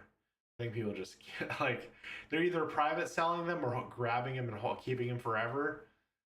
So I don't know. I was really hoping to see more of those because I think that's a collector friendly one. But they do just seem very player focused. I mean, they're all players. Like, they're very involved in the competitive scene. So, and I mean, players and competitive. No curl. You don't want things to look marked like that. So Yeah, we'll see. it is very player centric, and that's a good thing. You know, no matter what anybody says about the prices of the cards, and you know they've got to reprint this or that, or what are they gonna do to keep the game healthy? That's the thing that kills me. It absolutely kills me that people are like, this game isn't healthy. These prices aren't healthy, and it's like the game keeps growing. Yeah. There's what are you talking about? You just are seeing a price, thinking that you can't spend it, and you're like, "Oh, I can't play this game. Dying Well, game." but this is. I mean, it's great news. I think the complaining, and that's something Rudy always says, right? Like, if players aren't complaining about the prices, then your game's not doing well. Like, Yeah, because there's always going to be somebody that can't afford it and is going to be super salty because they want it, and that's yeah, a good sign. And people just don't know how to, you know, just because you want it and you can't have it doesn't mean that you should go and complain to make them like have them give it to you. yeah. Which actually, we were talking about, more player centric stuff. A couple weeks ago, we were talking about the rolling of dice and how they're fair. or like how do they make sure a dice is fair? Like, would they have other methods of doing it? Do you know the rule for dice in Pokemon? I do not. They have to be clear. So when I did that box opening, the mail opening. I think you were just listening, but I got a bunch of dice. I got like the life counter dice, which were all solid color, but the D6. They use D6 for instead of flipping a coin, they roll a dice. All dice, those D6 for flipping, have to be clear so that they can look in and make sure you're not weighting the dice. So that is a requirement for tournament play in Pokemon. And that was something I was kind of surprised that Flesh and Blood hasn't done as well. For like how important dice are and how easy it is to cheat a dice. I thought it would be more relevant with the brood and like using dice that are weighted to pick like the right Arachne, but they just don't seem. It hasn't come up yet, and I'm not sure if it will in the future. But I would be interested to see if clear dice are in the Fab future. I just think so in my mind, um maybe the only thing that you would do that for that would be worth it's never worth cheating, but in my mind, if you get like a 1 through a 5, you're pretty much getting an extra 3 damage. Like the only one that's significantly different, um, in my mind is trapdoor number 6. And like if you're cheating and just rolling sixes all the time, then I mean that's gonna be pretty obvious. And then otherwise, I don't know if it's gonna make that much of a difference because I don't think that you can weight a dice to do like how do, how does it It, work anyway? I don't really even know how oh, weighted dice work. so you weight the opposite side. So if you wanted more sixes, you'd put some weight on the one. Now, it doesn't guarantee you always roll a six. It just makes it more likely that you'll roll a six because since there's more weight on one, it's more likely. Like there's a couple of different chances for it to, like Wibble Wobble is going to land on the one side more often than not because that's where the weight is. So in that regard, you're not guaranteed a six every time. So it's not going to be Well, super then, yeah, accurate. if Arachne Marionette is very good, then I could see that being a problem. Yeah. Because if you wanted to, like, just force one most of the time, like, if you were a deck that really cared about the Calicera, maybe you'd play with a weighted dice to that. Yeah, you bring up a great point. Like, maybe they should start looking at dice. Yeah, that's just something that's always been in my head. I mean, there's been other dice centric heroes, so I'm surprised it hasn't come up before. But with this, Well, I and don't think Rhinar has ever been, like, a meta menace. Like uh, scab skins have never been like I don't know if anybody has ever been suspected of like this dude rolled 2 and 3 action points 7 times against me and then went on to do it every round after. Like I don't think that's happened. yeah, and I think it's even easier to hide because I mean, from the games we've seen of Marionette, I mean, how many times are you actually rolling to get a new brood? Like, I mean, at most once every other turn. right. So it's not something you'll do maybe more than three, four, probably five tops times a game. I would say probably closer to three or four. Yeah, I mean maybe they should start looking into it more to Yeah, I make don't know. sure. It was just an idea. I don't know. I mean, they've already dealt with cheaters, and I think maybe it came into my head because I was going. I'm always going through the articles, not just the articles, but like the marketing assets. I like to go through um, the store information, the store because there's like the store policy changes and everything like that. And they have the big old list of banned stores and banned users and why they're banned, and boy, are there a lot of banned users for cheating at tournaments. So No, really? How many? Did you I count them? no, I didn't count them. I just was like scrolling through the list. Like, oh, it's more than I anticipated for how young the game is. But I don't know. I just been it's always kind of nagged me in my head It's like, I just figure, I mean, maybe there's just that amount of cheaters because people think like, oh, this is a new game that's giving out this much money. I'll be able to cheat. And it's like, no. yeah. All right. Well, um, I don't have much more to cover this week. We're pretty long this week. Now we're We got about ready to go into the yeah. null time zone. No, yeah. I mean, next week is Road to Nationals, so we're gonna have an Yes, it is. exciting week. In 2 weeks, not next week. Well, I don't know what time it starts. We might be able to catch day one, but There might be some games early Friday. I'm not sure. yeah. So maybe we'll have some content for you for that next week. But I think we're wrapped up. Any final words? Yeah, I'd say so. Well, we're going into the null time zone with Dio, so Zawarudo.